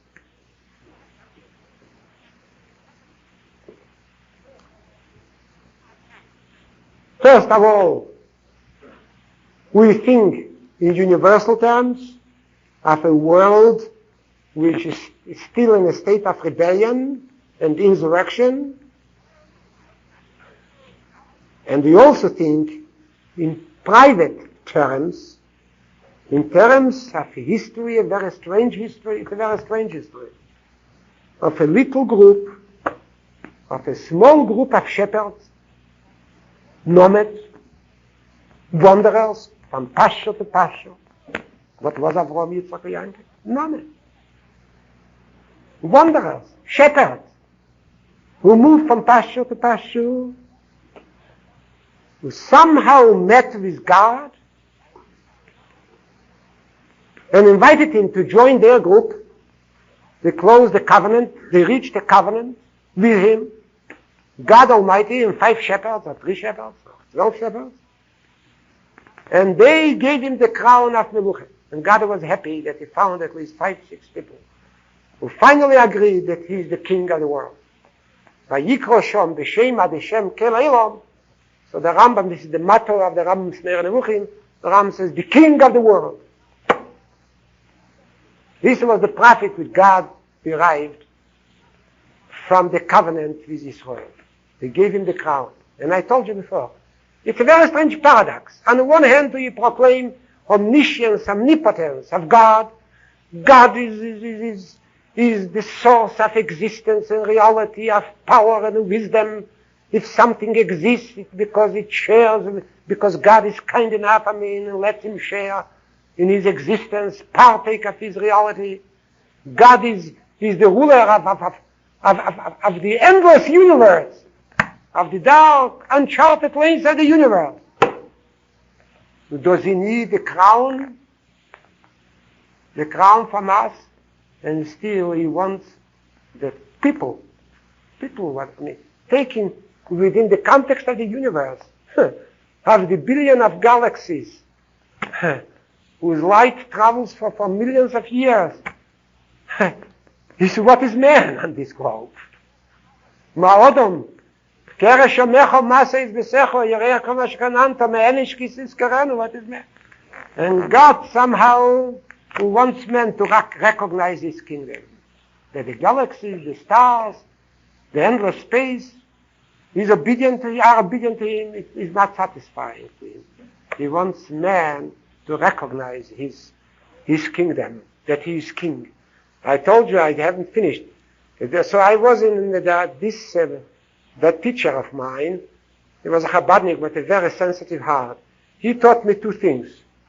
To experience God. He didn't teach me he taught me very little Gemara. He himself didn't know what it meant. He taught me to experience God and to write a good Hebrew. People ask me, where did I get my Hebrew from? If I'm that old Melamed. I'm a very strange person. He had a sense for literature and for style. Funny person. Anyway. So before Rosh Hashana, he used to talk to us about Malchus and Shefers, using terms from Chabad, from Kabbalah. I didn't understand the terms. Now they begin to make sense to me. But however, what he told me is actually the spring well of my religious emotions. My religious emotions, my religious experiences stem from his words, which, while they were addressed to me and to my classmates, were incomprehensible, completely irrational to us. But still, somehow the words sank into my personality, into the inner recesses of my personality, and now it's like a geyser which breaks through my personality, and somehow, his ideas, find expression in modern idioms, of course. So before Rosh Hashana, I believe, we used to assemble us Erev Rosh Hashana in the morning, just for a couple of hours. We never studied much under him. It was just a dialogue between him and me. So I enjoyed it very much. And then father realized that he hasn't taught me anything, so he took me out of his cheder. So before Rosh Hashana, I used to see children. Do you know what we are going to do tonight? Right, Rosh Hashana? Yeah. I used to tell him, I used to ask him, he was an excellent pedagogue. I used to tell him, each child. Some children stayed, but parents bought for them a new suits for Rosh Hashana. They put on their new suits, children. Oh, no. Rosh Hashana, this is the night of coronation tonight. The night of coronation. We are now crowning the king. Can you guess who this king is? So children say Nikolai. Nikolai was that time still king. Nicholas the First, the Tsar of Russia, the Imperator of Russia. Nikolai. Nikolai, not sure. Nikolai is not a king. Today he's here, tomorrow he'll be in grave. In his grave. Nikolai is not a king. There is only one king. Who is the king? This is the Almighty. And the Almighty wants us poor Jews, oppressed Jews, don't forget we lived in the ghetto, oppressed Jews, despised Jews, who hardly earn a living. Jews have no right, to travel in Russia or to live in Russia, that to give him the crown. He wants us to proclaim him as king. And he used to tell us that he was raised in Lubavitch. Still the Tzemach Tzedek was the one, remember? But Tzemach Tzedek used to call Rosh Hashana night the coronation Nacht, the night of coronation. And if you want to know what Rosh Hashana is, all the philosophies are later studied Hermann Cohen and Franz Rosenzweig about Rosh Hashana and Malchus. All their philosophies are expressed in that short sentence. You know what Rosh Hashana is? It's the holiday, the festival of coronation. And the night of Rosh Hashana is the night of coronation. Who is crowned? The Almighty. Who gives him the crown? Who anoints him? Who elects him? Poor, weak, and helpless man.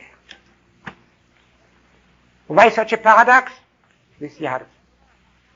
Yadus wanted men to crown God. All right, let's now continue.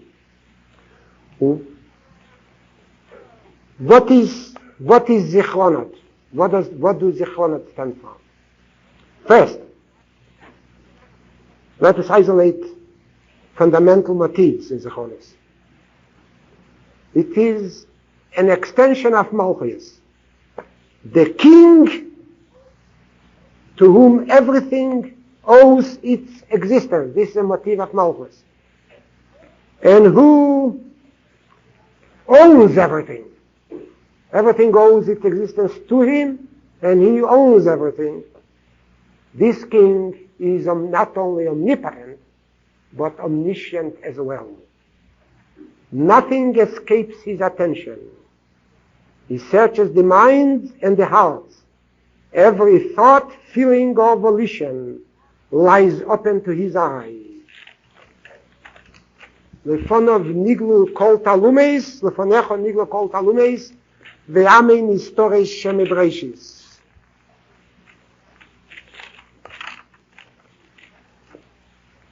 What's the difference between talumo and nistor? What's the difference between talumo and nistor? Will you open the marzer or the siddur, whatever you have? Ato zeicha ma'aseh mufeket kol yitzur ekedem. Lefolecho niglu kol talumes ve'amen historis shemebreishis. You have it? Lefolecho niglu kol talumes ve'amen historis shemebreishis. What's the difference between talumo and nistor? Interesting. Look, can somebody, suggest the two synonyms, talumo and nistor, but they represent two different ideas. Semantically, they are two different. What do you say? Why? Oh, no. Talumo and nistor, no. Nistor means no. No, but it has the present. No, it is a participle, present participle, which was hidden. As a matter of fact, like that. Talumo means something which is unintelligible, incomprehensible, inconceivable, refers mostly to the realm of wisdom or interpretation or motivation. For instance, I'll quote you a medrash. Mehulomim heim advorim sheroinu, a medrash echate. Veinonu yedim maruinu. The things we have witnessed are incomprehensible. We don't understand what we have witnessed.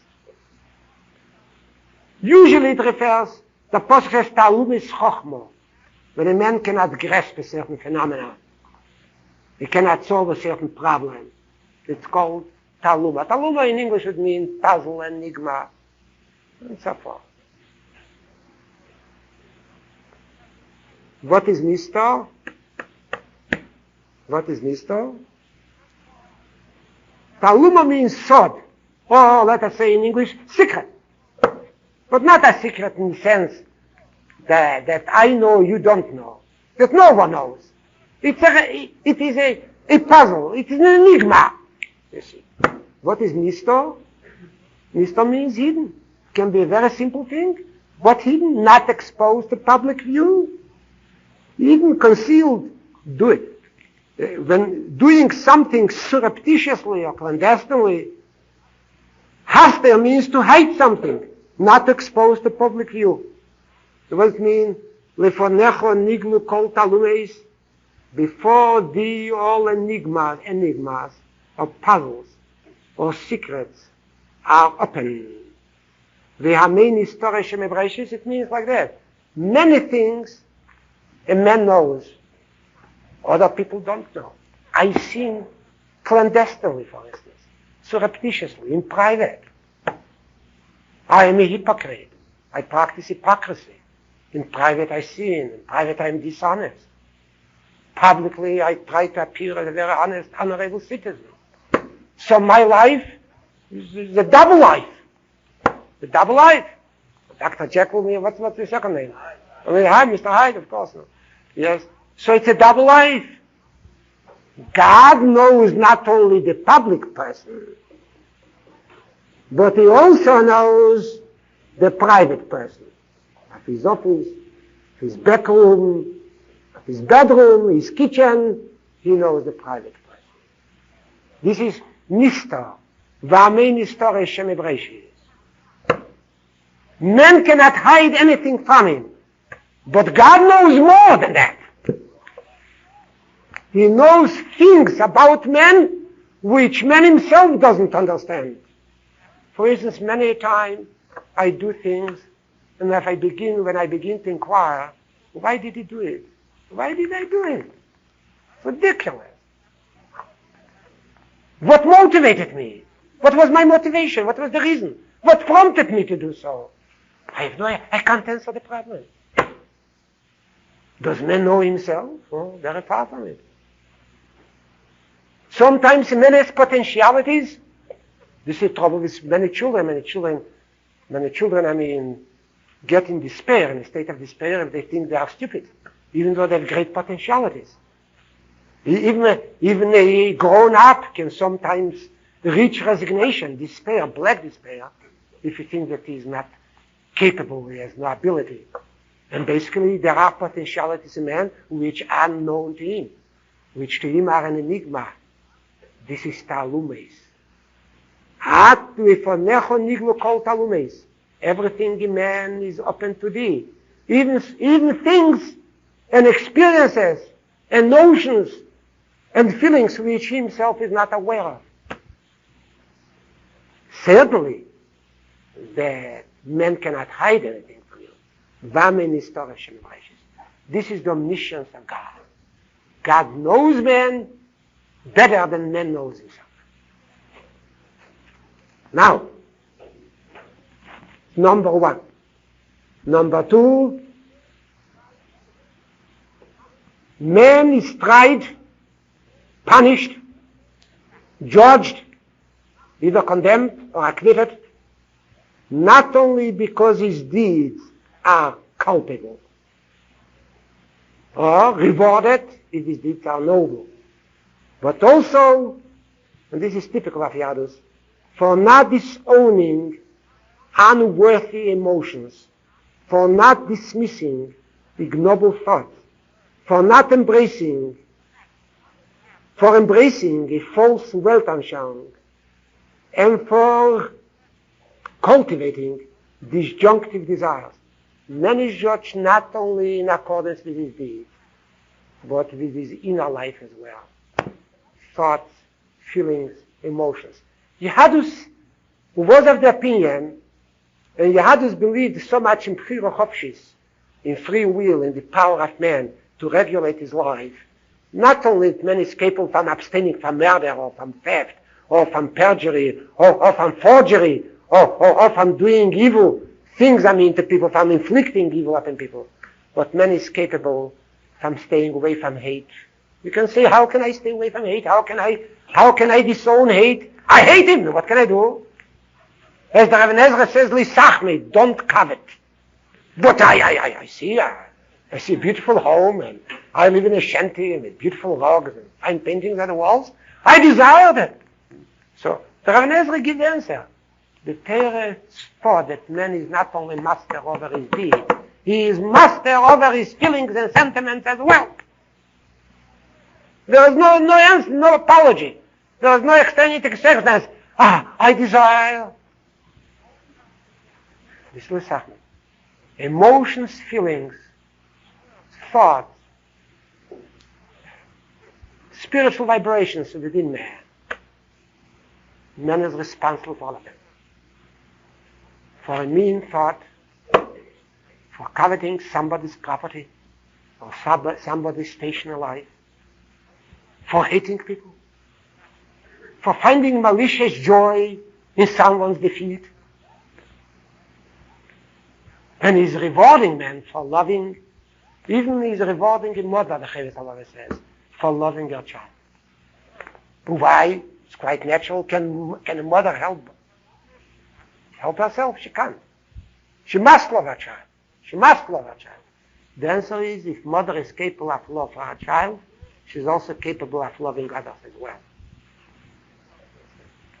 God punishes man for his inner experiences and rewards man if they are mean, disjunctive, destructive, and rewards man if his inner thoughts, inner feelings, inner emotions are worthy and deserving. He certainly punishes man for his speech, because speech can do a lot of harm. And no one, where does it say? Ki zecha kol haitzur lefanecha bo. Maseish ufkodosei. His works and his ways. Va'alilis mitzade gover. Machshvei Sodom. His thoughts. V'sarbuleis of his schemes. V'yitzrei malalish. And his imaginative ideas. His vision. Yehadus has charged man with great responsibility. But Yehadus believes that man has great power.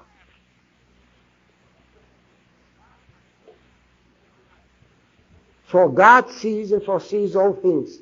What we are, what do you think, what do you do? Absolutely all within the past, present, future. God made us, and his hand rests heavily upon us. Not he made us and gave us just freedom, do whatever he wants. His hand rests heavily upon us. This is number 2. Omniscience, responsibility not only for deeds, but for thoughts as well. 3rd, nothing is accidental in this world or incidental. Human destiny was planned in its minutest detail by the Almighty. Hakil golu v'yodu lefanecha ad Hashem Elokeinu sefer mabit ad sof kol haderes. 4. This is 3.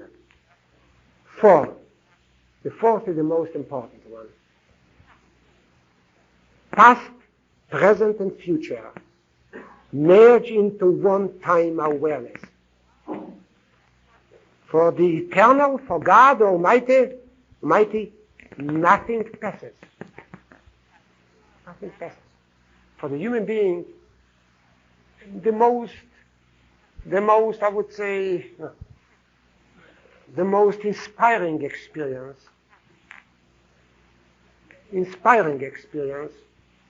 loses its impact upon a person with the passage of time. For God, nothing passes. For the eternal, nothing passes and disappears.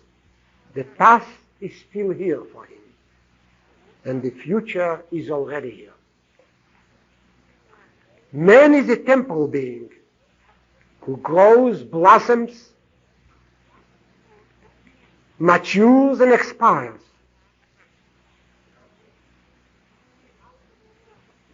For him, time expresses itself in the experience of continuing extinction of events, of moving from position to position, of losing and gaining. Hence, for man, the past exists no more. Whatever in the future has not begun to exist. However, under the aspect of eternity, the whole substance of time changes radically.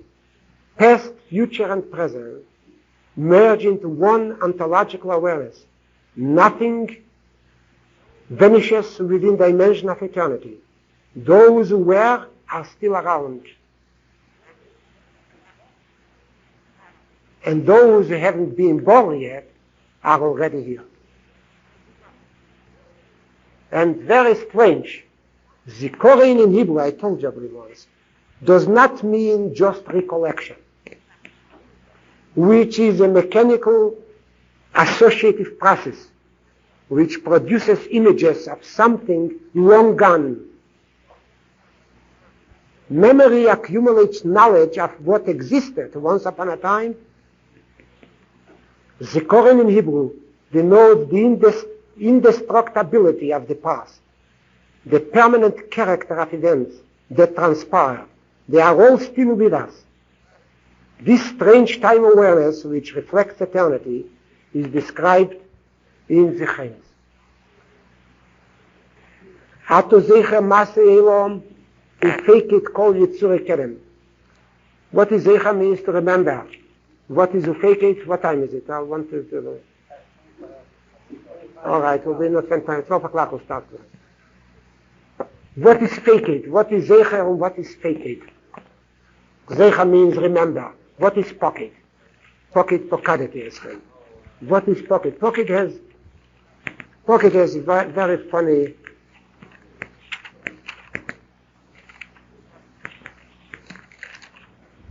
Yes.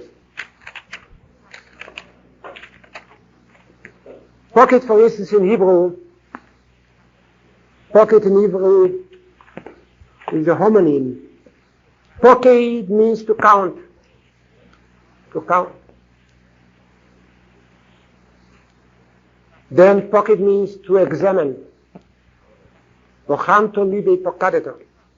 Pocket means to inquire. In pocket, if kedenu avicho, if your father should inquire about me. Pocket means to extend greetings or to visit somebody. Vayifket shimene sishtein, he visited his wife. Vesochech achecho tifket lisholem, extend my greetings to your brothers. Yishai told it to David. Pocket means to appoint. Upogdu rosh tzvois v'reish om. Pocket means also to remember, but the Shem pocket is sorrow. And pocket also means to punish. Upokadeti b'shevet bishop. So if you find for a common denominator in pocket, what is the common denominator in pocket is? Huh? You take any dictionary, you find it in the dictionary. I mean, what I give you is not my invention. What is the common denominator in pocket? Yes?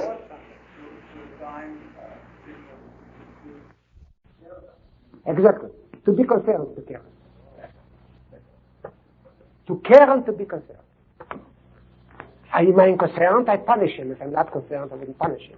If I'm concerned, I'll extend greetings to him. If I'm not concerned, I wouldn't send any greetings. If I'm concerned, I'll for instance, I'll examine him. I'll probe into him. If I'm not concerned, I'm indifferent to him, so I wouldn't do anything. If I'm concerned, I'll count how many there are, if I'm concerned with the group. If I'm not concerned, I wouldn't count. It means deep concern,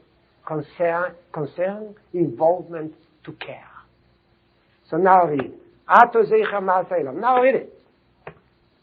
Ato zeicher ma'aseilam.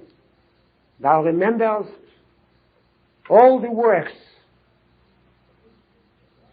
of the world. That's how I would do it. Ufekeit kol yitzurei kerem. and you care, you are concerned, you are involved with all the creatures from old. In other words, the people of old, from old, are still, as far as HaKadosh Baruch is concerned, they still do exist. Means HaKadosh Baruch Hu, the past for HaKadosh Baruch Hu exists. You know, for instance, I'll give you an example. It's a psychological interpretation, but it is. For instance, I met a person. I didn't care too much for him, but I knew him. Then he died. A year passed. I forgot him. It's complete forgetfulness. He ceased to exist for me. Correct? Every one of us had many acquaintances who died and passed on. We have forgotten them. When I came to Boston, there are so many people. Many people. All right, sometimes I remind myself of them just by associative thinking, but just for a minute, for a second, for a fleeting second, fraction of a second, and I forget about it. But for a person for whom you cared very much, whom you loved very much, who died, is not forgotten, he still exists for you. Exists. If you were committed very much to your father and mother, so your father and mother exist for you. Particularly when one gets older. When he gets older, he begins to travel backwards to his point of departure, you see. This is his father and mother. I know to me, father and mother, father is real. Because he was my Rabbi. Whenever I studied. So I remember him. Remembrance is a very pale image. Recollection is a pale image. Of things past. I feel his presence. I feel actually that the thoughts he implanted in me, the ideas he cultivated, and the training he gave, are responsible. He exists. HaKadosh Baruch Hu cares for everybody. He's in love with everybody. He's concerned with everybody. From the simpleton up to the greatest of scholars, to the genius. That's why they don't disappear for HaKadosh Baruch Hu. Take HaKadosh Baruch Hu says, V'zocharti es brisi Avrom, v'es brisi Yitzchok. And I shall remember the covenant. After all, thousands of years have passed since Abraham came. So HaKadosh Baruch Hu is still alive. As I know, I can tell you that. I don't like to speak about it. Miss Soloveitchik is still alive to me. This is the trouble I have in. I'm trying sometimes to forget her, but I can't still alive. If you care for a person, if you are concerned, if you love a person, if there was merger, let's say, ontological merger between two persons, so you cannot forget. You cannot forget her because a part of you is buried with her or with this person. And HaKadosh Baruch Hu cannot forget anyone. You fake it, call Yitzurei Kedem. He counts them, all the synonyms, all the meanings. He counts them. He probes into them. He inquires about them. He sends them greetings. He appoints them. And of course, he remembers them as well. The unforgetfulness of the past. And this is very typical of the Jew. And many times I said it. Take Abraham. How many years ago, did he live? How many years? We don't know actually. What about, how many? About 4,000 years, I would say, about years ago. No?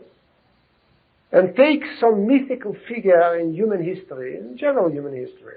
There's some Ramses in Egypt, I don't know, his contemporary. Or let us say Hammurabi.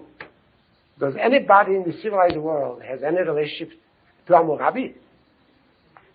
All right, the boy who studies history of Assyria, all right, Hammurabi, the Hammurabi Code, fine, he began to establish a civilized society, a lawful society, fine. It's the first code of law.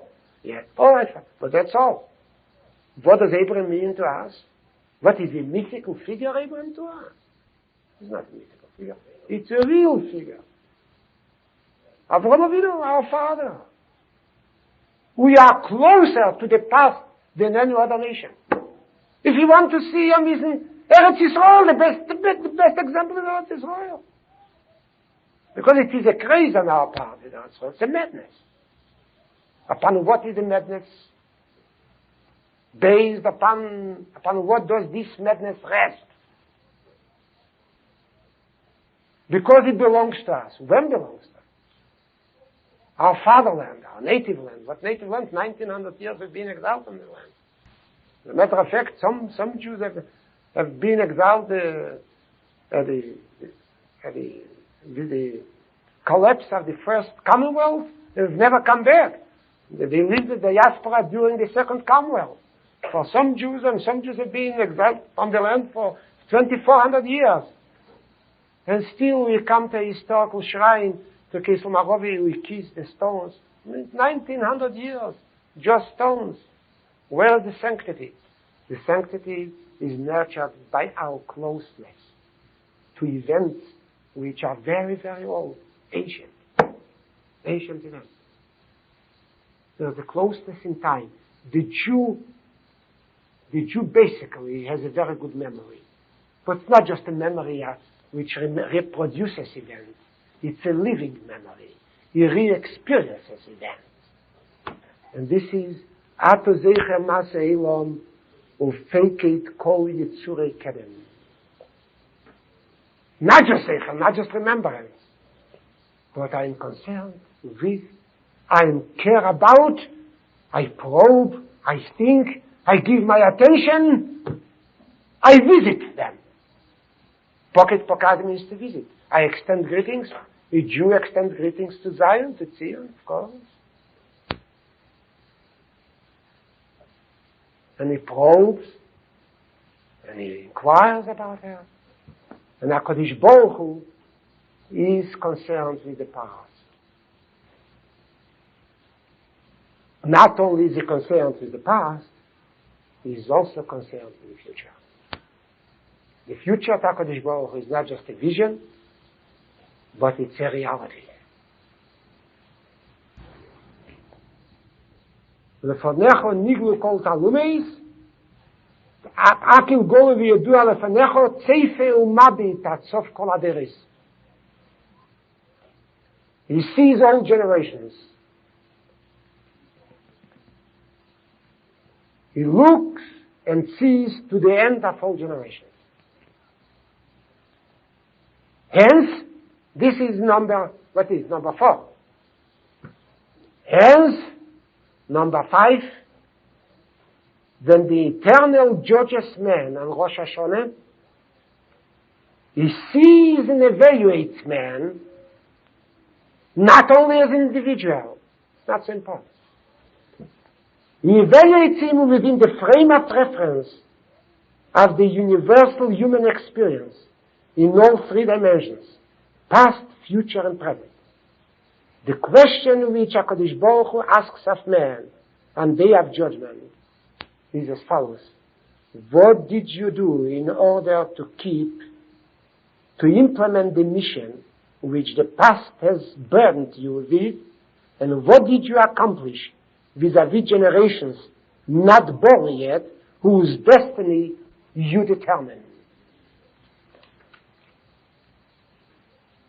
In particular, it's important of the Jew. When HaKadosh Baruch Hu judges the Jew, he certainly does not look at him as just an individual in isolation, completely separated from the past and from the future, but as a historical being, for whom the past is an actuality and the future is already by now a fact.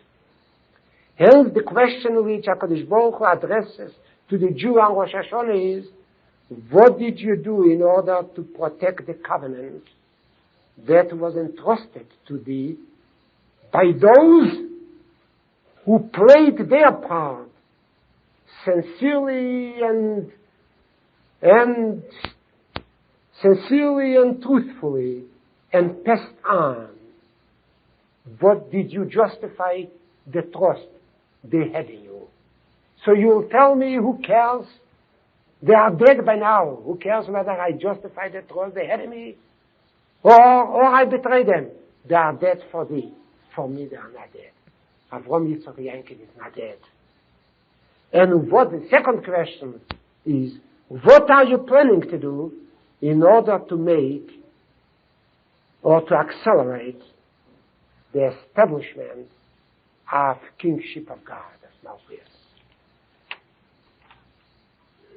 This is, which principle is that, motif? I counted. What is it? 5. Now comes 7. 6. In the covenantal community, now let's make a, in the covenantal community, I'll finish now. The idea of Malchus, I said before, is equated with that of sacrifice. God is the king who owns everything, mineral, plant, animal, and man. The latter is God's divine ownership, as I said before, means eo ipso consecration to God, ad Hashem oretzem leo. This phrase reminds us of another formula, Ishki Yakriv Korban ad Hashem. Man belongs to God, he is hallowed and dedicated to him. He must be ready to answer the call which may come through at any moment, namely the demand of sacrifice. It's very strange. The Akedah is the theme of Rosh Hashana. How does the Akedah fit into Malchus? Because if God is the king, if he owns the world, if everything is consecrated, so man is consecrated as an offer. And the demand for, the request for the offer may come through at any time.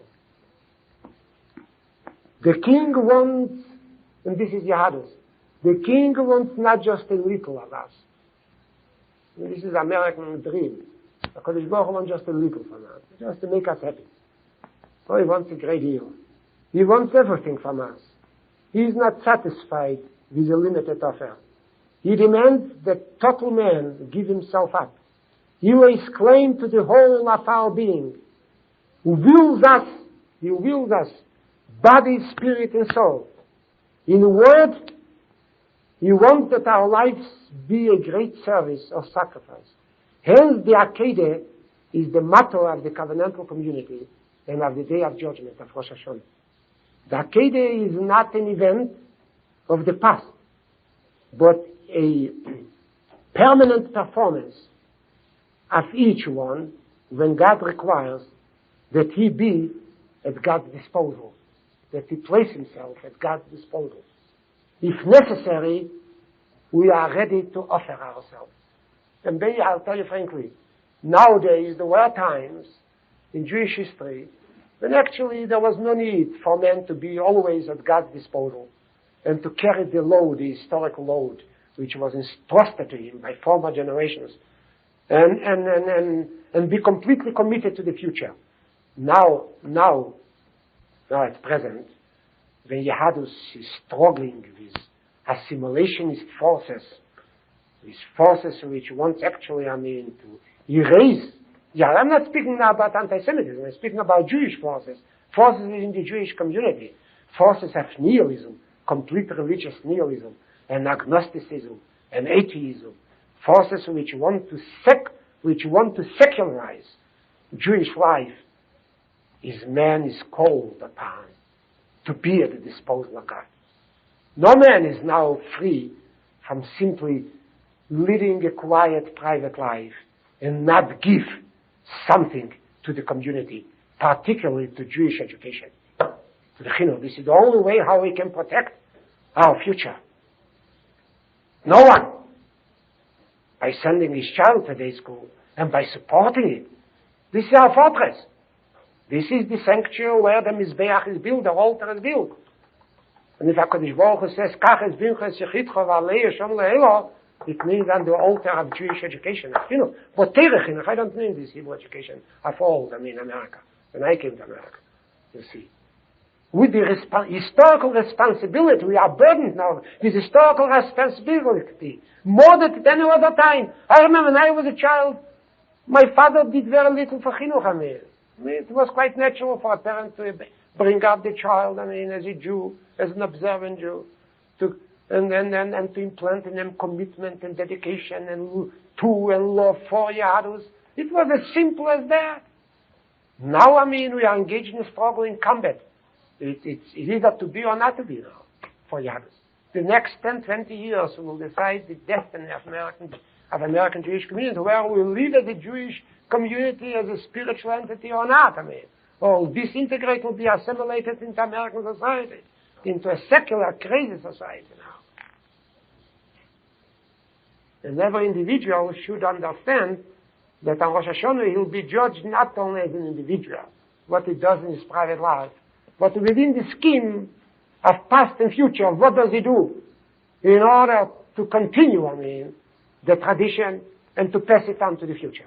To be the link. Basically, the duty of the Jew is to be the link between the past and the future.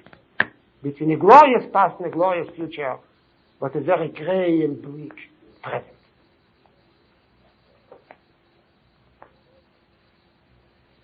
I said many times that human sacrifice as an idea has not been rejected by Yahadus. What the latter hated is human sacrifice, physical sacrifice, as an institution. Killing of men for God, it was condemned by Yahadus, but not spiritual surrender to God or total consecration. Yitzchok gets off the altar safe and sound. The ram was the substitute as far as the physical implementation was concerned.